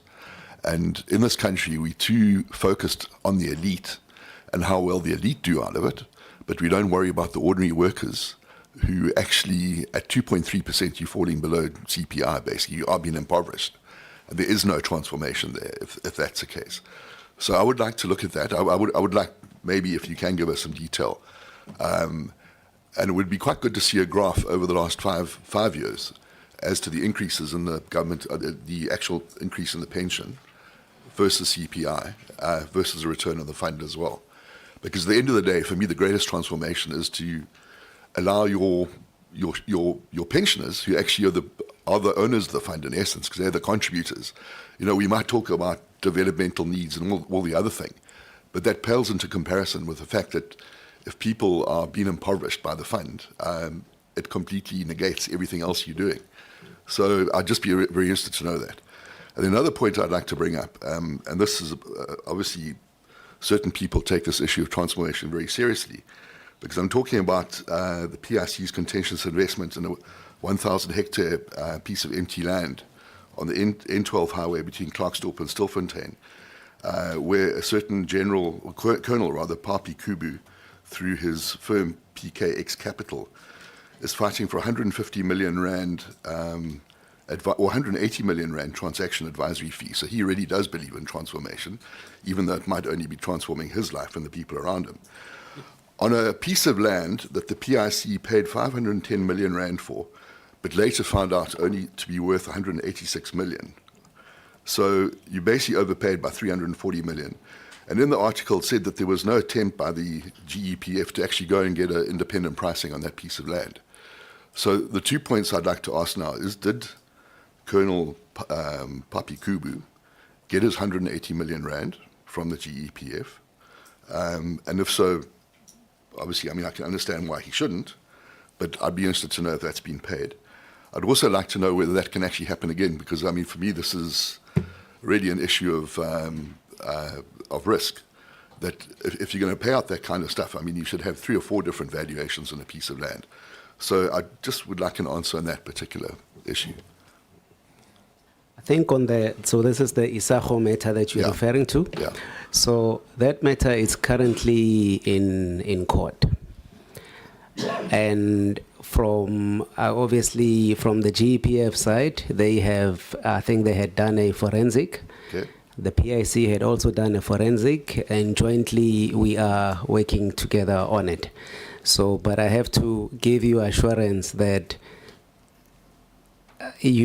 we currently, if you look at how we invest in properties, in the last 3 years we invested nearly about 13 billion in unlisted properties, and we are very sensitive when it comes to overpaying, and that portfolio has actually gone up on our valuations. So we will not, I think the due diligence exercise has improved. Let me just give you color as to how we do it. So if somebody now comes to us and says, here's 10 buildings and land that I want to sell to you, here's my valuation, we would say appoint your own valuer.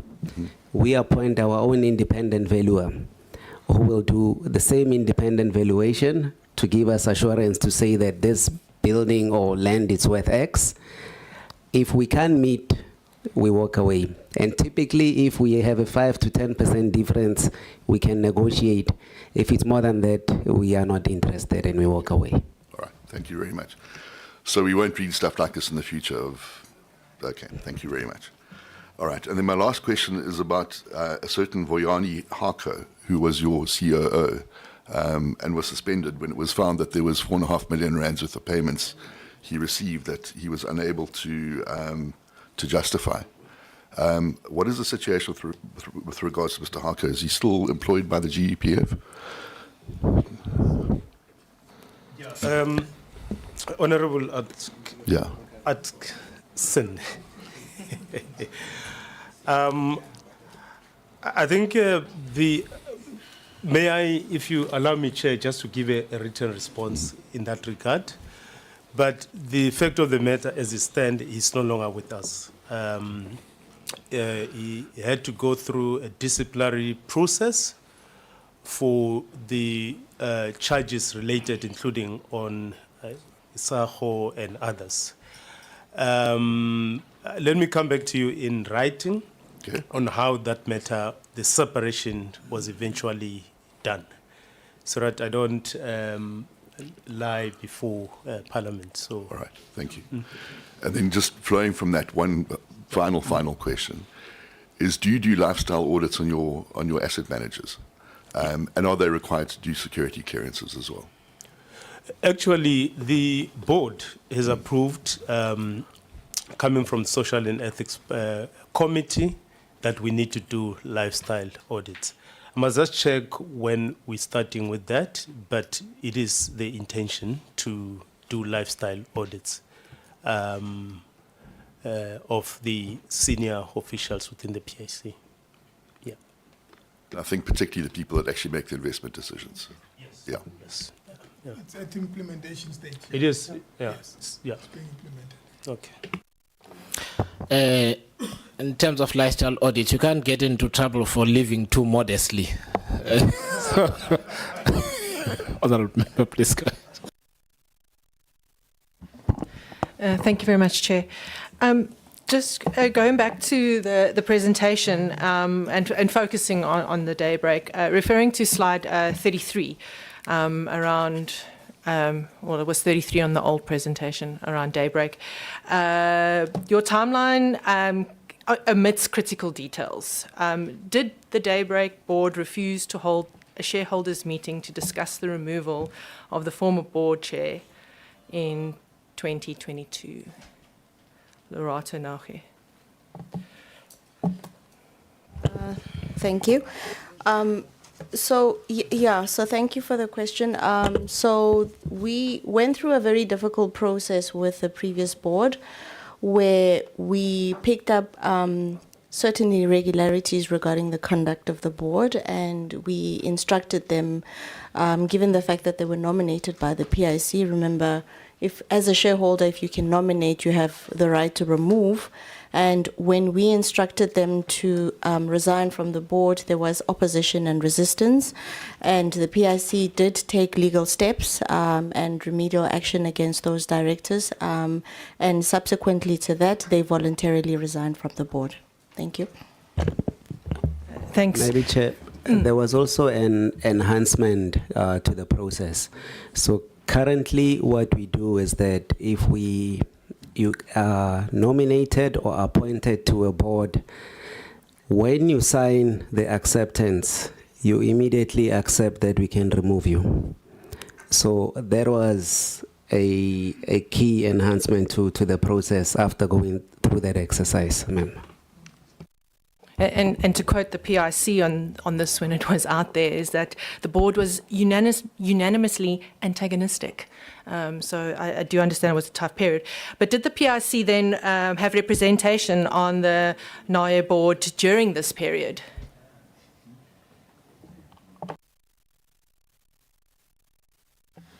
Thank you. Yeah, so the PIC was represented by internal candidates. It did go through the director's nomination process and the Directors Affairs Committee, and those representatives were approved to then serve on the Daybreak Board. Thank you. So the CIPC records do show that Mashikata was on that board. So the PIC's own representative was part of this board that refused accountabilities to shareholders. What action did Mashikata take to protect the PIC investments?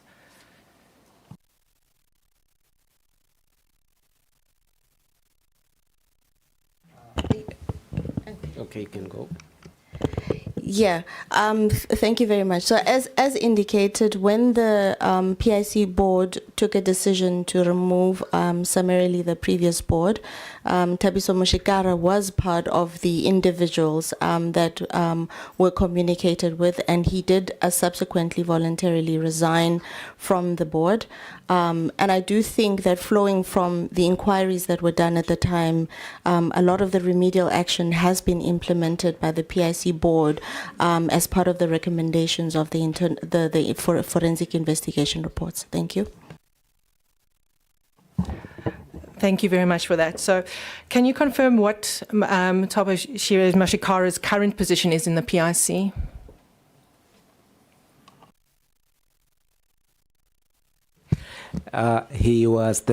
His current role at the PIC is a fund principal, but he was acting head of unlisted investments because the head of unlisted investments resigned, I think, in November last year. So since November last year, Mr. Mushikara was the acting head of unlisted investments, and as of yesterday, we had to put him on temporary suspension. But, yeah, but just on that theme is that a year did pass, and for me to understand that after serving on a board that the media reported and describing as complicit in corruption, after being part of a board that refused shareholder accountability, the member that has been Mashikara was promoted to the head of the PIC's most critical division. Thank you for that question. I don't think it was not a promotion, it was an acting role. I think he is someone who has been in the organization since a very young age. He understands deal making. So that role of acting, we put him there because we had a subsequent resignation of a former head of unlisted investments. And when we looked within our skill set, at the time, we deemed him one of the people who had the most experience within the EC Buyer portfolio. And maybe just to clarify, so the temporary suspension is not linked to Daybreak. Okay, thank you. We do have a pattern here, but you know, is it then appropriate that an acting head of an unlisted investment to preside over one of PIC's worst performing investments, an investment that allegedly owed millions in irregular payment that flowed from associates to board chairs and current PIC secretary? Is it appropriate that he was then put into that acting role? I think we don't want to, like I said, he's a skilled investment professional. So the issues of Daybreak had to do with a lot of actions that happened there with the board. I will not attribute that to one individual. I think as soon as we picked up that there were issues and we requested him to come from the board, he is not one of those who fought us. He was happy to voluntarily resign. So I think from our side, I think with everyone that you look at, you need to not prejudge individuals. I think they are all professionals, so we would give you credit and trust that you know what you're doing, you will act ethically, and until proven incorrect, then we will take stern action against you if you have compromised your integrity or the integrity of the PIC. Thank you. And maybe just to add, I think the PIC board has been very deliberate in making sure that, you know, the recommendations from a consequence management perspective are adhered to. So one of the things that, you know, we have actively done is to report these matters to the enforcement agencies for further investigation, and to the extent that, you know, anyone is implicated, then the requisite steps will be taken. But I do think that from the outcome of those discussions and those inquiries and investigations, those recommendations were fully implemented. Thank you. And then just my final question, with the suspension that we've just heard about as of yesterday, will these serious allegations be investigated, and then will we be apprised of the outcome of that? Thank you. Yes, ma'am, you will be appraised of the outcome. Thank you.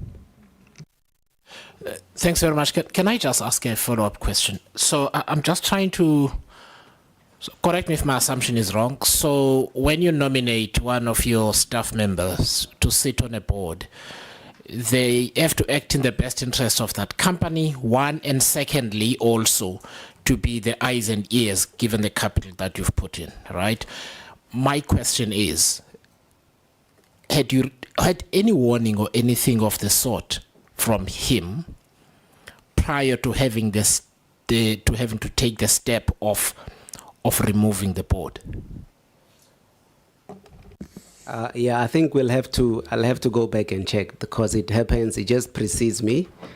So I think by the time I came in, very quickly we were removing the board and putting a new people. At that time, he had not said anything, but I'm not saying he did not do it. We'll have to go back and check. Yeah. Okay. No, thanks. I mean, what we'll also do is because I won't get a chance, we'll just send you some further information requests in writing, because for me that continuum, basically the process of decision making in choosing who to nominate from your own ranks onto an investment, firstly, and secondly, the criteria and the due diligence criteria that's used to approve people for nomination onto a board or placement onto a board is important, and then the accountability process and what their obligations are back into the PIC during the tenure of that board is important. But I'll send you something in writing, because then it's going to help us just untangle this this issue. Thank you. Honorable Isaac. Thank you, Chair. Good afternoon, colleagues. Chair, yeah, I know we're at the tail end, so I'll really be brief.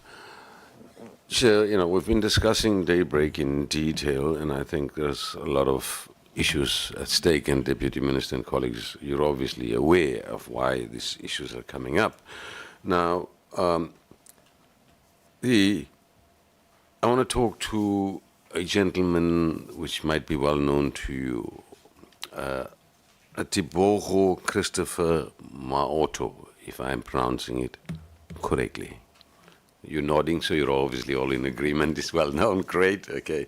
Now, you're aware, I'm sure, or I'm confident, DM and colleagues, that this gentleman I've just mentioned, Tibogo Christopher Maoto, he's a director in Concor. Okay? Now, Concor is also in the PIC turnaround unit. You must be aware of that. Okay? Now, there was a court order against him for selling assets without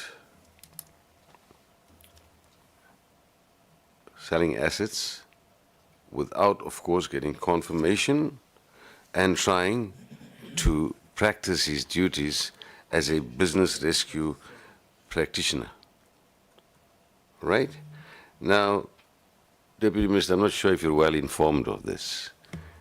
Good. Now, with the permission of the Chair, I'm going to walk across to you and I'm going to hand you the court order, which gives sufficient evidence of everything I have just mentioned and asked. So please don't look so dumbstruck. May I please hand them this check? So, I give it to the secretariat. Mr. Balfour will deliver it. With your and avoid walking Thank you, across. sir. And avoid walking across here. Okay, then he walked across. Thank you, Mr. Balfour. Okay, Chair, again, well, I'll be quick, Chair, because again, there's time constraints. Then, of course, regarding the famous daybreak that we've been chatting about, there was in late 2021, you would recall, the appointment of board members, a certain Mr. Gardner and a Mr. Donder. Donder, D-O-N-D-U-R. I might not be pronouncing correctly, so I'll spell it D-O-N-D-U-R. Okay, so there were these two gentlemen. Now, perhaps you could find out, because I'm not sure if you would be aware, what was the prime reason for their resignations as board members? Okay? If you're unable to expand on that now, I'd be That very is in grateful. 2021. Yes, in 2021. So if you're unable to expand on this now and give concrete information, please, I would appeal to you via the chair, if you would please respond to the Secretariat so that we have concrete information and are able to then express ourselves yet again. Okay. And then finally, I just want to check, Chair, you're aware that there's been a strike in Mbombela last week regarding daybreak, where people and salaries have not been paid. Are you aware of this, sir? You are. Okay. Have these people been paid? Has the matter been resolved? Because you've just put in 150 million bucks into daybreak the other day. You probably, as I'm sitting here, are going to put in a good couple of million bucks into daybreak within the next 7 to 14 days. I think we know that, South Africans know this. And those people haven't been paid their salaries, and you're aware. So please express yourself in terms of that scenario too. Chair, I thank you. Thank you, Honorable Issa. I'll start with the last one. So we are aware of the strikes at daybreak, and the BR practitioner had kept us abreast of largely all the strikes that were happening. And the key reason for those strikes is workers were unhappy that they were not paid. There was an incident where prior to us, I think post us approving the 150 million, the BR practitioner communicated to staff at daybreak. I think he gave an indication that their money will be paid by a particular date. Before that date arrived, he then had another discussion with the team to say, it looks like this date may not happen, which created a bit of mistrust between him and the employees. And the reason for it was because for us at the PIC, we were still going through our process. So once we approve money, there are certain steps that have to be taken, and there are certain things, conditions that had to be concluded prior to disbursement, which took a little bit longer. He obviously could not blame us because we were funding, but once we released, we approved, that money was I think he sent a notification via their cell phones to say that the money was going to be paid, I think, on Friday last week. So that money was paid to the workers.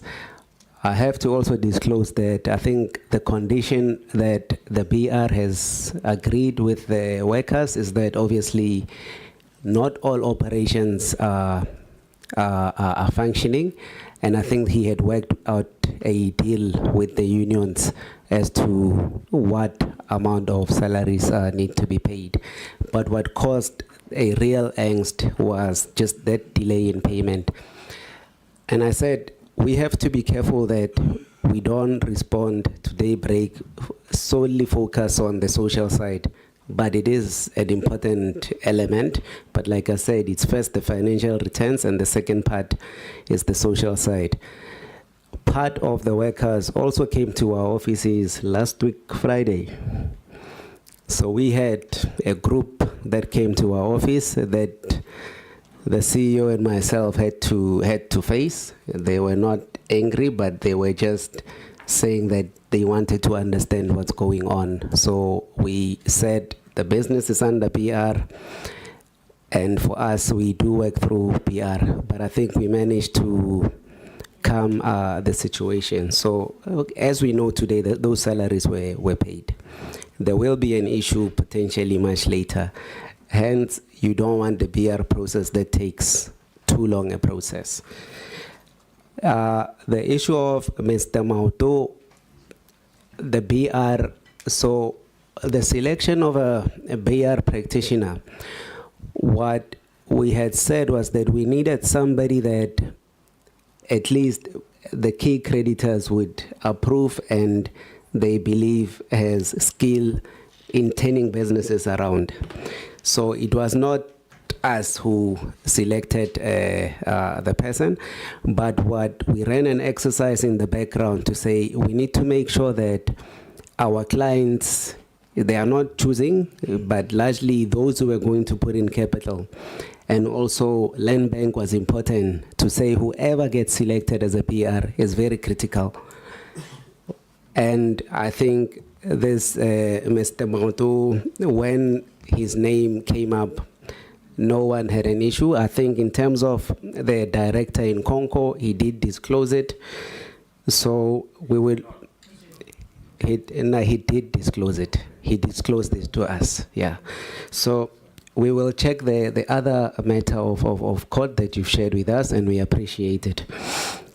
The 2021 matter, we will look at it, Honorable Isa. I don't seem, we will just have to send you a written response on it. Okay. All right.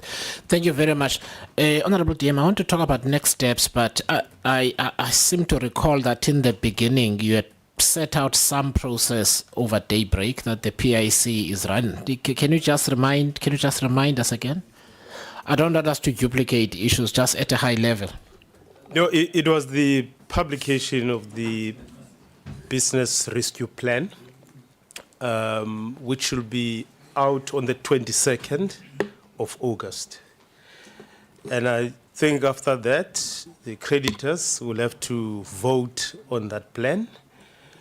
I estimate that perhaps before the 15th of September, the creditors ought to have voted on that plan. But we'll also interact with the business rescue practitioner to ascertain, post the publication of the plan, what are the deadlines and timelines that is working with. But we're very clear ourselves as the board of the PIC that we just assure Honorable Isaac that it's not our intention to keep on putting money into that business. That business has to turn around in order for it to trade itself out of this crisis. No, thank you very much. So just a quick one last question. So someone had mentioned that, I don't know if it was Mr. Rehots or yourself, that there have been a few investigations into daybreak. Are there any reports that you can furnish the committee with? If you can furnish us with any of those. Here's why. What I want us to get to is a process moving forward that assures us that all the systemic failures have been identified clearly. Secondly, the persons who need to be accountable in various ways have been held accountable within and outside the PIC, and accountability goes all the way to any financial recoveries that therefore need to happen. And third, that the learnings are being then systematically implemented in how you manage the future unlisted investments. So I want us to get there so that we may then, as we assess the PR process as it goes on your periodic reporting to Parliament, we deal with that. And secondly, we have something by which to measure what you are supposed to be doing when other incidents crop up along the way, because then we won't be speculating and creating rules as we go along. But we'll, through the Secretariat, we'll send you a detailed written information request that then assists us in our future engagements, if that's okay. Can we do that? Just so when I joined the PIC, I found a practice that there are certain forensic reports that the company has been reluctant to share because some of them, people's names are mentioned and they had no right to reply. But Chair, we don't want to come across as hiding anything from anyone. To the best of our ability, we'll give out the information. If based on other people's name being mentioned and they'd not had the right to reply, we'll have to be guided on how we legally deal with those issues, because these reports, they get out and people are mentioned and we may be sued ourselves as the PS. So the principle here, we have nothing to hide. And even for our clients, when they looked for those forensic reports, we say, no, come in and read them, but you can't take them. So, but this is Parliament, is different from, so we'll have to get guidance on how we handle that. No, thanks, Honorable DM. Look, we'll also be responsible in how sort of the information is handled, or basically the level of disclosure, because we also have previously where there are some details that pertain to people that shouldn't be published because they don't have a right of reply yet, etc., that there are appropriate reductions. So let's work together. I think what's important for the committee is to get an understanding of what went on in your view and whether the steps that are important for the committee to make sure are taking place. But that's something that we will negotiate so that we can make appropriate disclosures to the committee. I want to thank you, Honorable DM, and again, Mr. Dlamini, welcome. It's the President's debate today, so we cannot be late, and the members have not eaten anything. So thank you very much to you, Honorable DM and the PIC team, and thank you very much to the honorable members for your participation. Thank you.